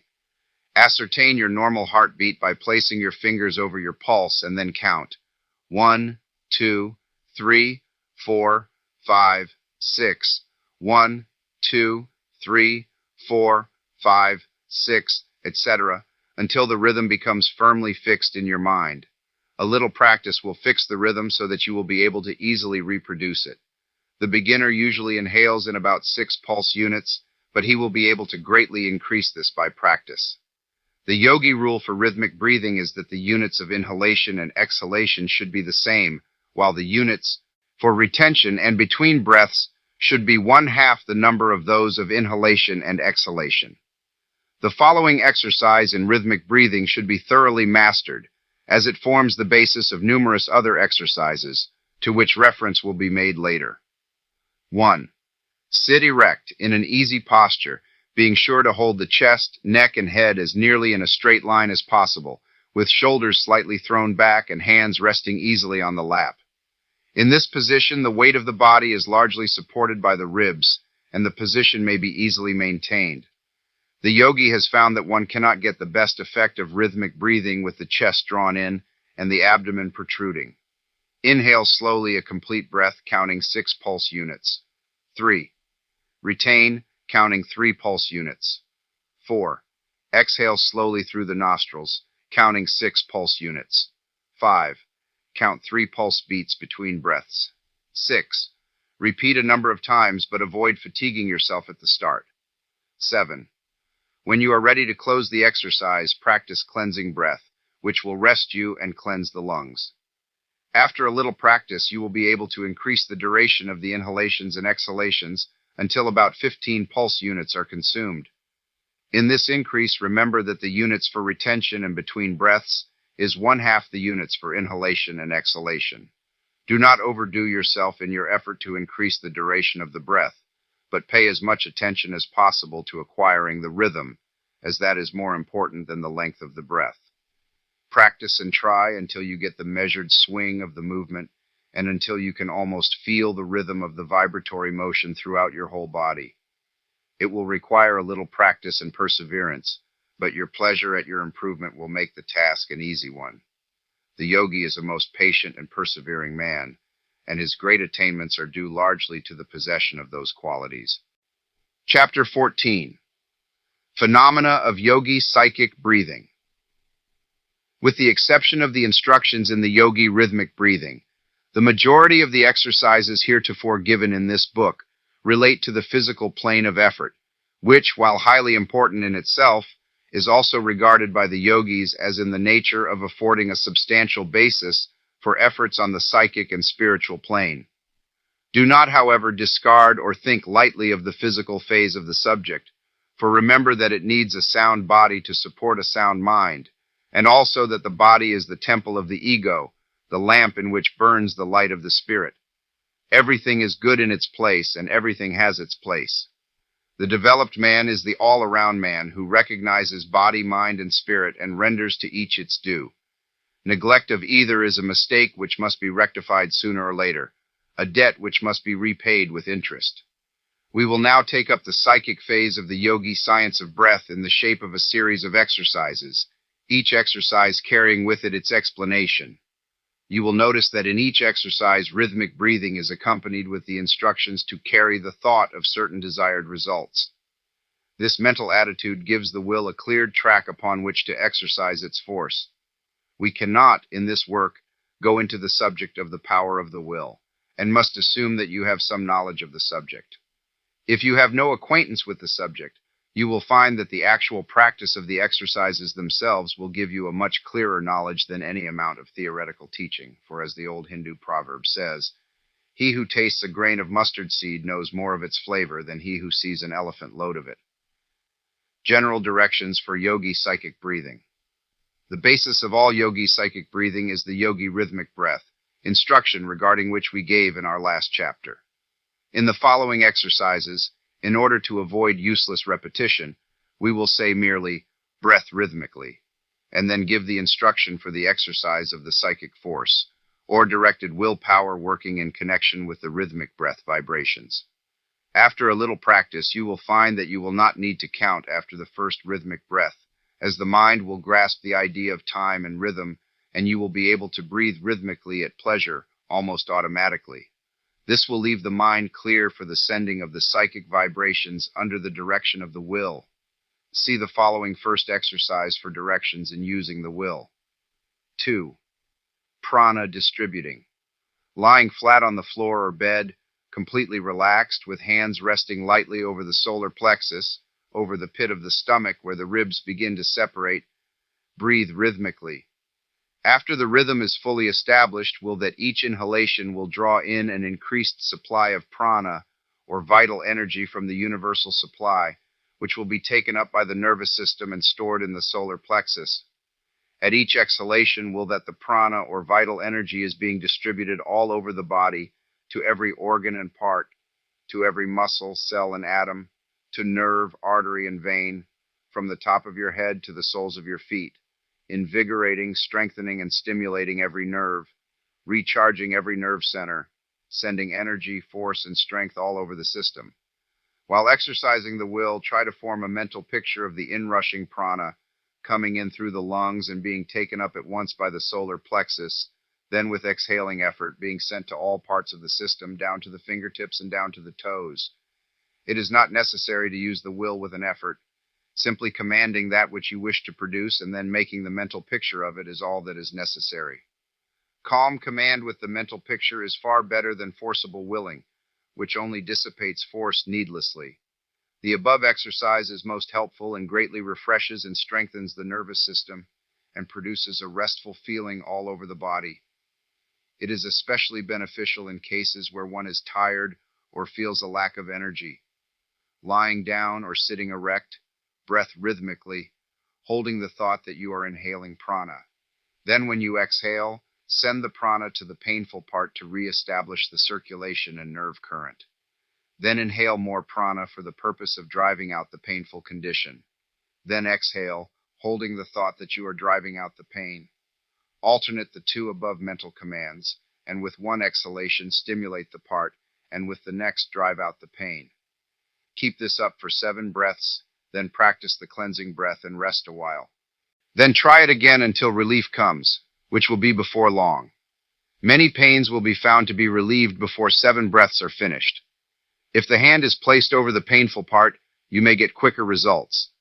Send the current of prana down the arm and into the painful part. 4. Directing the circulation. Lying down or sitting erect, breathe rhythmically, and with the exhalations direct the circulation to any part you wish, which may be suffering from imperfect circulation.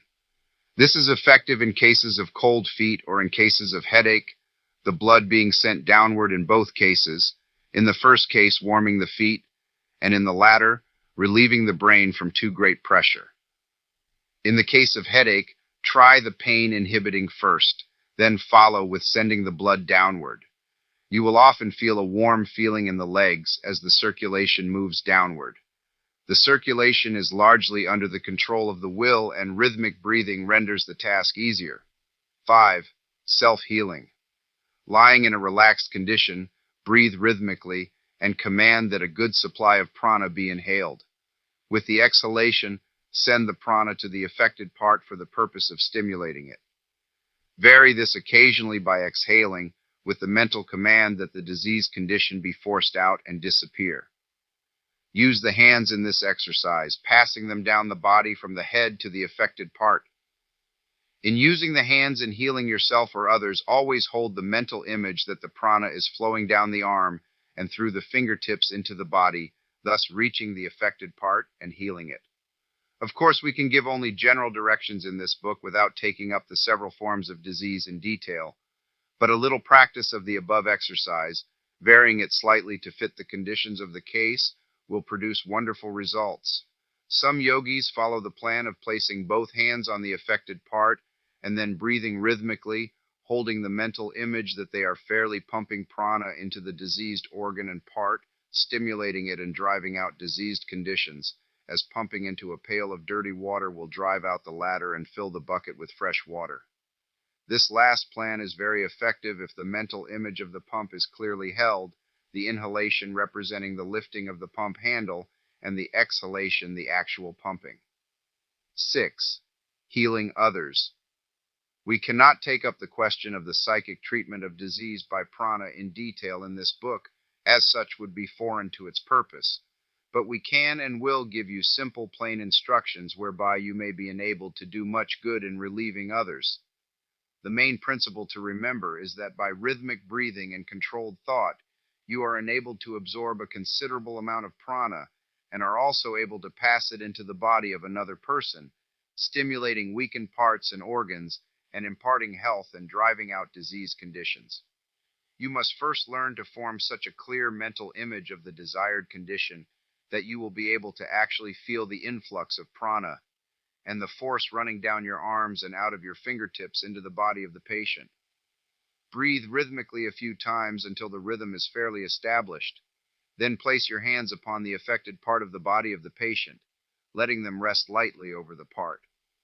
Then follow the pumping process described in the preceding exercise, self-healing, and fill the patient full of prana until the disease condition is driven out. Every once in a while, raise the hands and flick the fingers as if you were throwing off the diseased condition. It is well to do this occasionally and also to wash the hands after treatment, as otherwise you may take on a trace of the diseased condition of the patient. Also practice the cleansing breath several times after the treatment. During the treatment, let the prana pour into the patient in one continuous stream, allowing yourself to be merely the pumping machinery connecting the patient with the universal supply of prana and allowing it to flow freely through you. You need not work the hands vigorously, but simply enough that the prana freely reaches the affected parts. The rhythmic breathing must be practiced frequently during the treatment so as to keep the rhythm normal and to afford the prana a free passage. It is better to place the hands on the bare skin, but where this is not advisable or possible, place them over the clothing. Vary above methods occasionally during the treatment by stroking the body gently and softly with the fingertips, the fingers being kept slightly separated. This is very soothing to the patient. In cases of long standing, you may find it helpful to give the mental command in words such as get out, or be strong, as the case may be, the words helping you to exercise the will more forcibly and to the point. Vary these instructions to suit the needs of the case and use your own judgment and inventive faculty. We have given you the general principles and you can apply them in hundreds of different ways. The above apparently simple instruction, if carefully studied and applied, will enable one to accomplish all that the leading magnetic healers are able to, although their systems are more or less cumbersome and complicated. They are using prana ignorantly and calling it magnetism. If they would combine rhythmic breathing with their magnetic treatment, they would double their efficiency. 7. Distant healing. Prana colored by the thought of the sender may be projected to persons at a distance who are willing to receive it, and healing work done in this way. This is the secret of the absent healing, of which the Western world has heard so much of late years.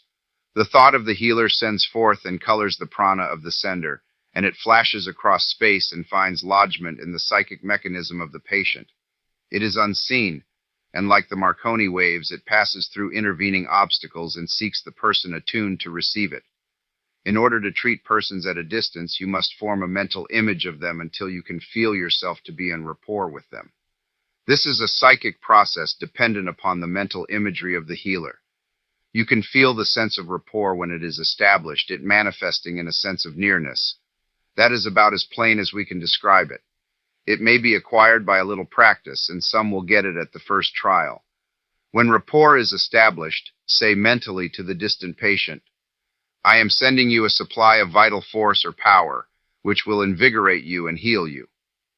Then picture the prana as leaving your mind with each exhalation of rhythmic breath, and traveling across space instantaneously, and reaching the patient and healing him. It is not necessary to fix certain hours for treatment, although you may do so if you wish. The respective condition of the patient, as he is expecting and opening himself up to your psychic force, attunes him to receive your vibrations whenever you may send them. If you agree upon hours, let him place himself in a relaxed attitude and receptive condition. The above is the great underlying principle of the absent treatment of the Western world. You may do these things as well as the most noted healers with a little practice. Chapter 15. More Phenomena of Yogi. Psychic Breathing. 1. Thought Projection. Thoughts may be projected by following the last mentioned method, distant healing, and others will feel the effect of thought so sent forth, it being remembered always that no evil thought can ever injure another person whose thoughts are good. Good thoughts are always positive to bad ones, and bad ones always negative to good ones. One can, however, excite the interest and attention of another by sending him thought waves in this way, charging the prana with the message he wishes to convey. If you desire another's love and sympathy, and possess love and sympathy for him, you can send him thoughts of this kind with effect, providing your motives are pure. Never, however, attempt to influence another to his hurt, or from impure or selfish motives, as such thoughts only recoil upon the sender with redoubled force, and injure him, while the innocent party is not affected. Psychic force when legitimately used is all right, but beware of black magic or improper and unholy uses of it, as such attempts are like playing with a dynamo, and the person attempting such things will be surely punished by the result of the act itself. However, no person of impure motives ever acquires a great degree of psychic power, and a pure heart and mind is an invulnerable shield against improper psychic power. Keep yourself pure, and nothing can hurt you. 2. Forming an aura. If you are ever in the company of persons of a low order of mind, and you feel the depressing influence of their thought, breathe rhythmically a few times, thus generating an additional supply of prana, and then by means of the mental image method surround yourself with an egg-shaped thought aura, which will protect you from the gross thought and disturbing influences of others. 3. Recharging yourself. If you feel that your vital energy is at a low ebb and that you need to store up a new supply quickly, the best plan is to place the feet close together, side by side of course, and to lock the fingers of both hands in any way that seems the most comfortable. This closes the circuit, as it were, and prevents any escape of prana through the extremities. Then breathe rhythmically a few times, and you will feel the effect of the recharging. 4. Recharging others. If some friend is deficient in vitality, you may aid him by sitting in front of him, your toes touching his, and his hands in yours. Then both breathe rhythmically, you forming the mental image of sending prana into his system, and he holding the mental image of receiving the prana. Persons of weak vitality or passive will should be careful with whom they try this experiment, as the prana of a person of evil desires will be colored with the thoughts of that person, and may give him a temporary influence over the weaker person. The latter, however, may easily remove such influence by closing the circuit, as before mentioned, and breathing a few rhythmic breaths, closing with the cleansing breath. 5. Charging water. Water may be charged with prana by breathing rhythmically and holding the glass of water by the bottom, in the left hand, and then gathering the fingers of the right hand together and shaking them gently over the water, as if you were shaking drops of water off of your fingertips into the glass. The mental image of the prana being passed into the water must also be held. Water thus charged is found stimulating to weak or sick persons, particularly if a healing thought accompanies the mental image of the transfer of the prana. The caution given in the last exercise applies also to this one, although the danger exists only in a greatly lessened degree. 6. Acquiring mental qualities. Not only can the body be controlled by the mind under direction of the will, but the mind itself can be trained and cultivated by the exercise of the controlling will. This, which the Western world knows as mental science, etc., has proved to the West portions of that truth which the yogi has known for ages. The mere calm demand of the will accomplish wonders in this direction, but if the mental exercise is accompanied by rhythmic breathing, the effect is greatly increased. Desirable qualities may be acquired by holding the proper mental image of what is desired during rhythmic breathing. Poise and self-control, desirable qualities, increased power, etc., may be acquired in this way. Undesirable qualities may be eliminated by cultivating the opposite qualities. Any or all the mental science exercises, treatments, and affirmations may be used with the yogi rhythmic breath. The following is a good general exercise for the acquirement and development of desirable mental qualities. Lie in a passive attitude or sit erect. Picture to yourself the qualities you desire to cultivate, seeing yourself as possessed of the qualities and demanding that your mind develop the quality. Breathe rhythmically, holding the mental picture firmly. Carry the mental picture with you as much as possible and endeavor to live up to the ideal you have set up in your mind. You will find yourself gradually growing up to your ideal. The rhythm of the breathing assists the mind in forming new combinations, and the student who has followed the Western system will find the yogi rhythmic a wonderful ally in his mental science works. 7. Acquiring physical qualities. Physical qualities may be acquired by the same methods as above mentioned in connection with mental qualities. We do not mean, of course, that short men can be made tall, or that amputated limbs may be replaced, or similar miracles. But the expression of the countenance may be changed, Courage and general physical characteristics improved by the control of the will, accompanied by rhythmic breathing. As a man thinks, so does he look, act, walk, sit, etc. Improved thinking will mean improved looks and actions. To develop any part of the body, direct the attention to it, while breathing rhythmically, holding the mental picture that you are sending an increased amount of prana or nerve force to the part, and thus increasing its vitality and developing it. This plan applies equally well to any part of the body which you wish to develop. Many Western athletes use a modification of this plan in their exercises. The student who has followed our instructions so far will readily understand how to apply the yogi principles in the above work. The general rule of exercise is the same as in the preceding exercise, acquiring mental qualities. We have touched upon the subject of the care of physical ailments in preceding pages. 8. Controlling the emotions. The undesirable emotions such as fear, worry, anxiety, hate, anger, jealousy, envy, melancholy, excitement, grief, etc. are amenable to the control of the will, and the will is enabled to operate more easily in such cases if rhythmic breathing is practiced while the student is willing. The following exercise has been found most effective by the yogi students, although the advanced yogi has but little need of it, as he has long since gotten rid of these undesirable mental qualities by growing spiritually beyond them. The yogi student, however, finds the exercise a great help to him while he is growing. Breathe rhythmically, concentrating the attention upon the solar plexus, and sending to it the mental command, "Get out." Send the mental command firmly, just as you begin to exhale, and form the mental picture of the undesirable emotions being carried away with the exhaled breath. Repeat 7 times, and finish with the cleansing breath, and then see how good you feel. The mental command must be given in earnest, as trifling will not do the work. 9. Transmutation of the reproductive energy. The yogis possess great knowledge regarding the use and abuse of the reproductive principle in both sexes. Some hints of this esoteric knowledge have filtered out and have been used by Western writers on the subject, and much good has been accomplished in this way.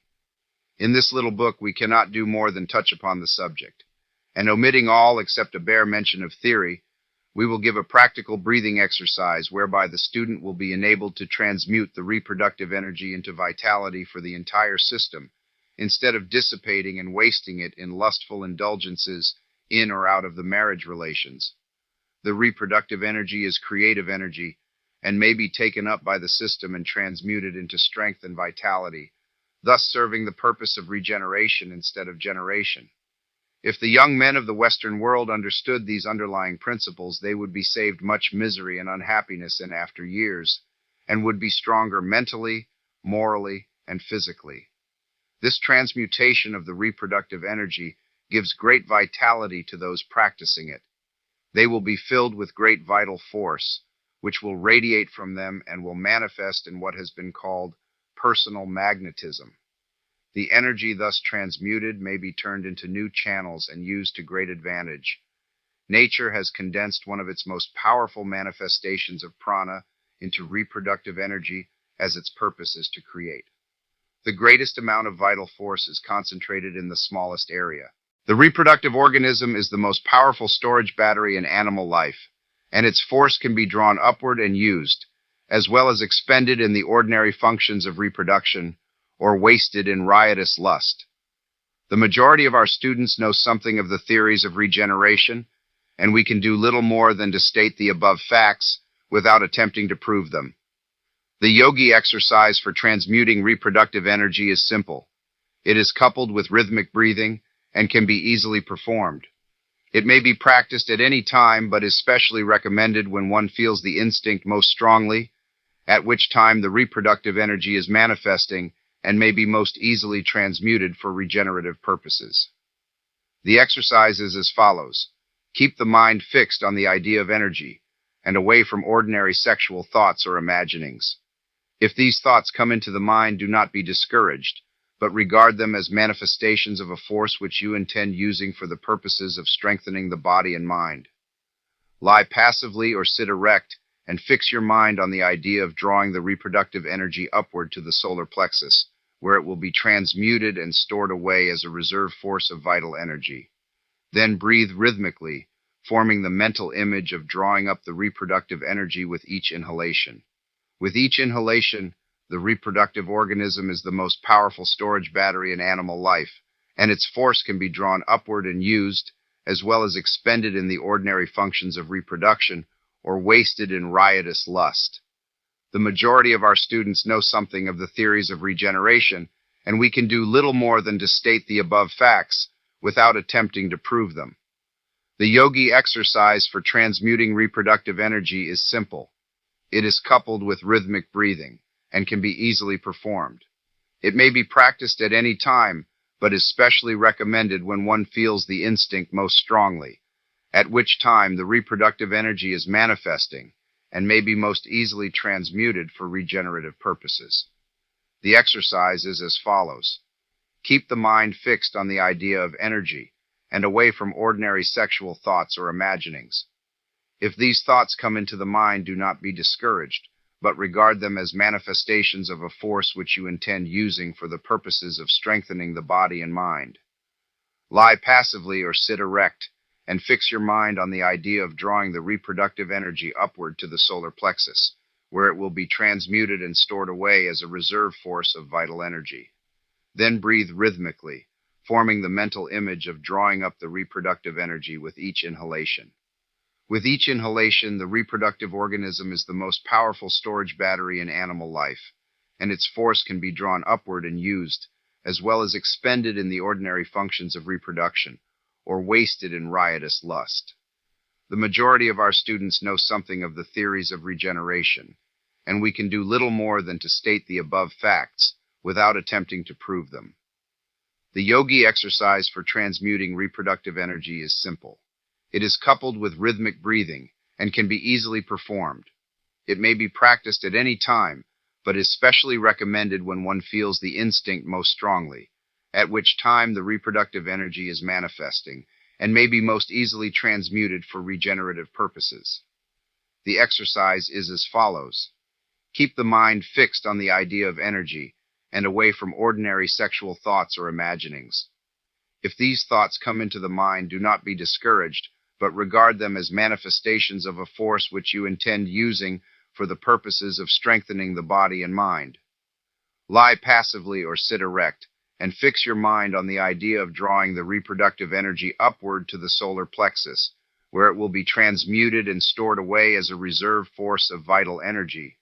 Then breathe rhythmically, forming the mental image of drawing up the reproductive energy with each inhalation. With each inhalation, make a command of the will that the energy be drawn upward from the reproductive organization to the solar plexus. If the rhythm is fairly established and the mental image is clear, you will be conscious of the upward passage of the energy and will feel its stimulating effect. If you desire an increase in mental force, you may draw it up to the brain instead of to the solar plexus, by giving the mental command and holding the mental image of the transmission to the brain. The man or woman doing mental creative work or bodily creative work will be able to use this creative energy in their work by following the above exercise, drawing up the energy with the inhalation and sending it forth with the exhalation. In this last form of exercise, only such portions as are needed in the work will pass into the work being done, the balance remaining stored up in the solar plexus. You will understand, of course, that it is not the reproductive fluids which are drawn up and used, but the etheric pranic energy which animates the latter, the soul of the reproductive organism, as it were. It is usual to allow the head to bend forward easily and naturally during the transmuting exercise. 10. Brain stimulating. The yogis have found the following exercise most useful in stimulating the action of the brain, for the purpose of producing clear thinking and reasoning. It has a wonderful effect in clearing the brain and nervous system, and those engaged in mental work will find it most useful to them, both in the direction of enabling them to do better work, and also as a means of refreshing the mind and clearing it after arduous mental labor. Sit in an erect posture, keeping the spinal column straight and the eyes well to the front, letting the hands rest on the upper part of the legs. Breathe rhythmically, but instead of breathing through both nostrils as in the ordinary exercises, press the left nostril close with the thumb and inhale through the right nostril. Then remove the thumb and close the right nostril with the finger, and then exhale through the left nostril. Then, without changing the fingers, inhale through the left nostril, and changing fingers, exhale through the right. Then, inhale through right and exhale through left, and so on, alternating nostrils as above mentioned, closing the unused nostril with the thumb or forefinger. This is one of the oldest forms of yogi breathing, and is quite important and valuable, and is well worthy of acquirement. But it is quite amusing to the yogis to know that to the Western world this method is often held out as being the whole secret of yogi breathing. To the minds of many Western readers, yogi breathing suggests nothing more than a picture of a Hindu, sitting erect and alternating nostrils in the act of breathing. Only this and nothing more. We trust that this little work will open the eyes of the Western world to the great possibilities of yogi breathing and the numerous methods whereby it may be employed. The 11th. The Grand Yogi Psychic Breath. The yogis have a favorite form of psychic breathing which they practice occasionally, to which has been given a Sanskrit term of which the above is a general equivalent. We have given it last, as it requires practice on the part of the student in the line of rhythmic breathing and mental imagery, which he has now acquired by means of the preceding exercises.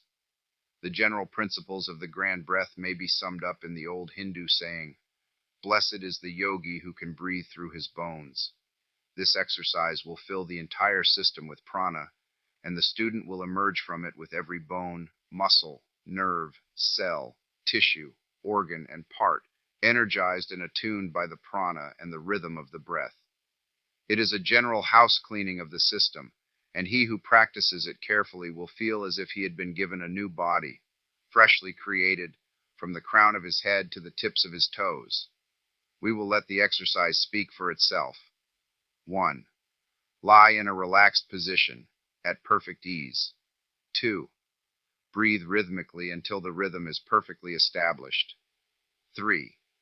Then, inhaling and exhaling from the mental image of the breath being drawn upon through the bones of the legs, and then forced out through them, then through the bones of the arms, then through the top of the skull, then through the stomach, then through the reproductive region, then as if it were traveling upward and downward along the spinal column, and then as if the breath were being inhaled and exhaled through every pore of the skin, the whole body being filled with prana and life.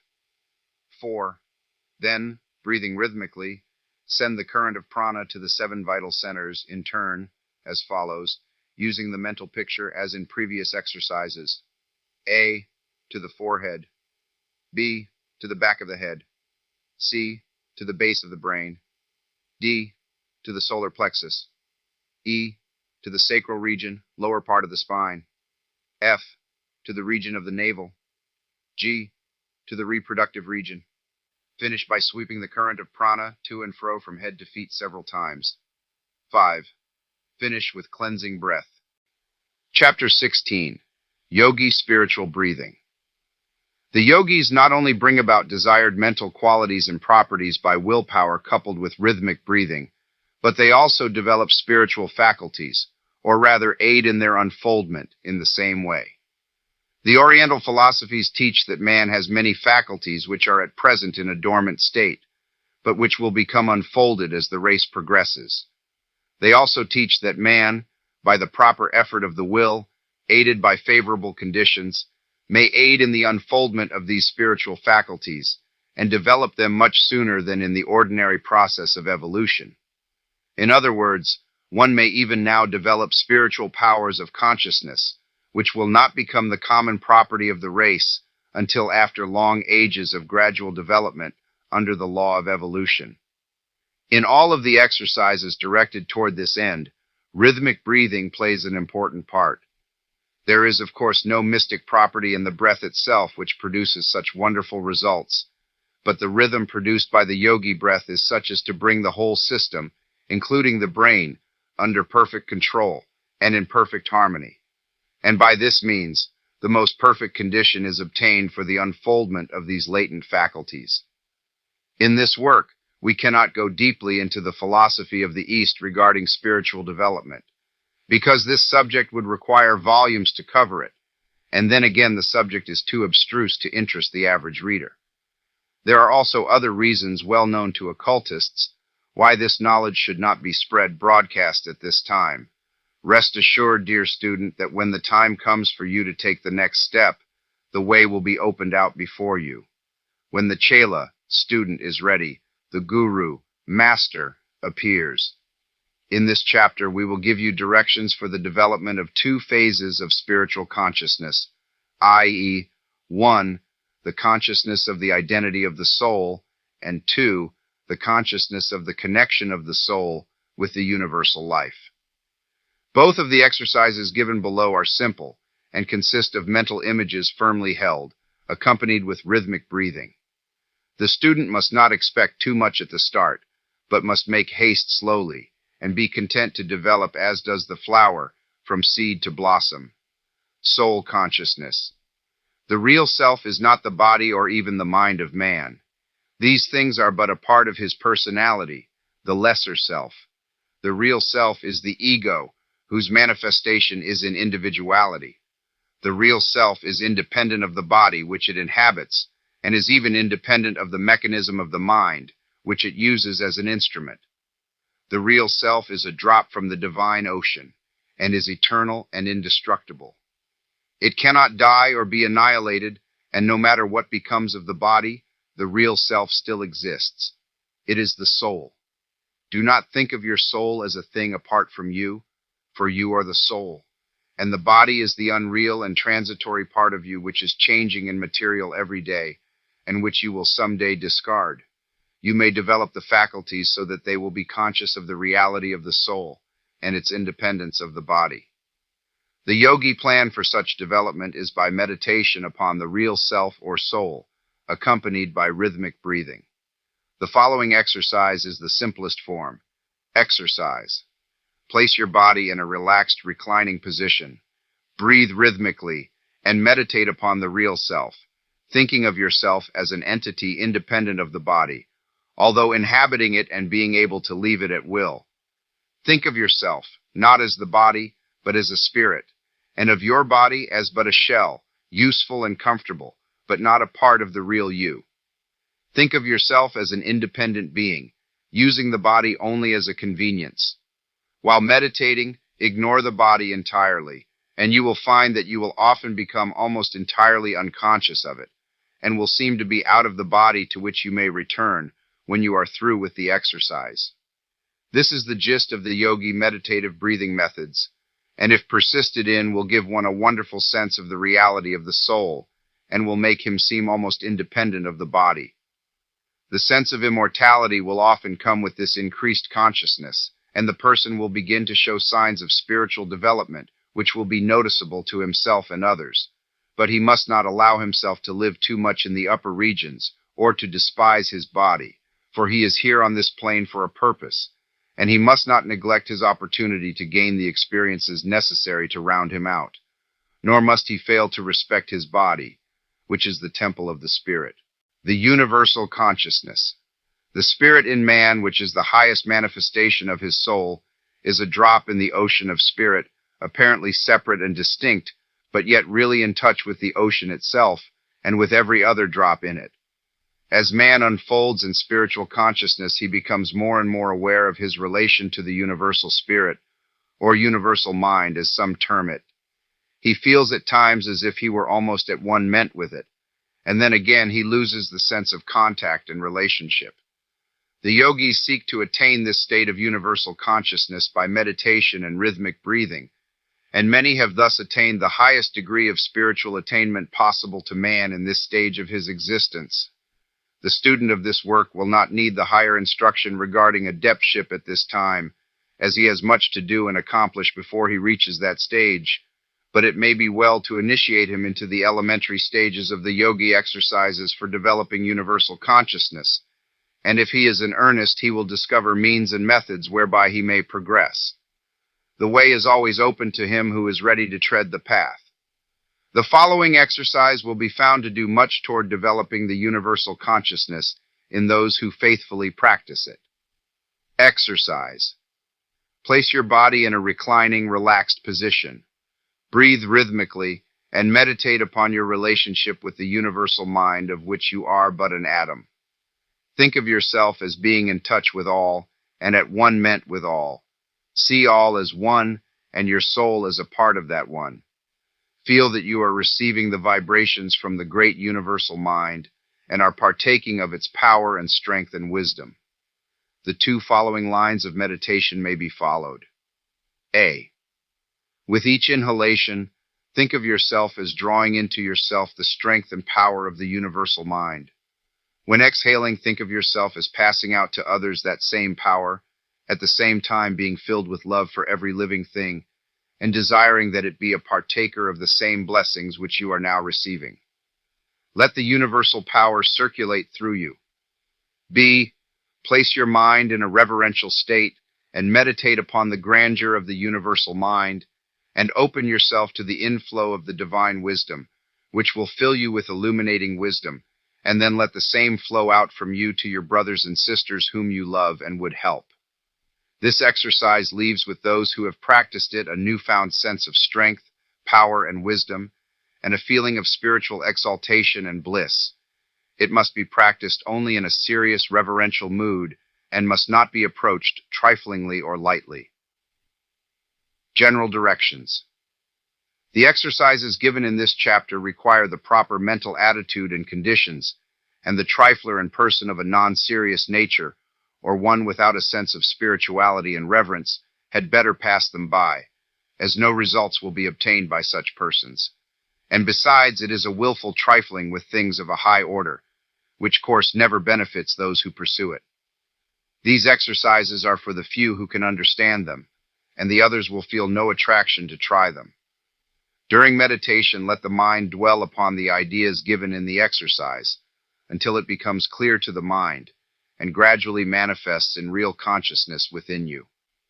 The mind will gradually become passive and at rest, and the mental image will manifest clearly.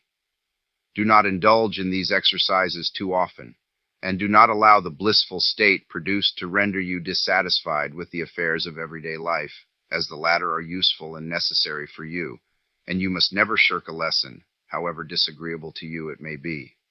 Let the joy arising from the unfolding consciousness buoy you up and nerve you for the trials of life, and not make you dissatisfied and disgusted. All is good, and everything has its place. Many of the students who practice these exercises will in time wish to know more. Rest assured that when the time comes, we will see that you do not seek in vain. Go on in courage and confidence, keeping your face toward the east, from whence comes the rising sun. Peace be unto you, and unto all men. As an emaciated, fanatical, dirty, ignorant Hindu, who either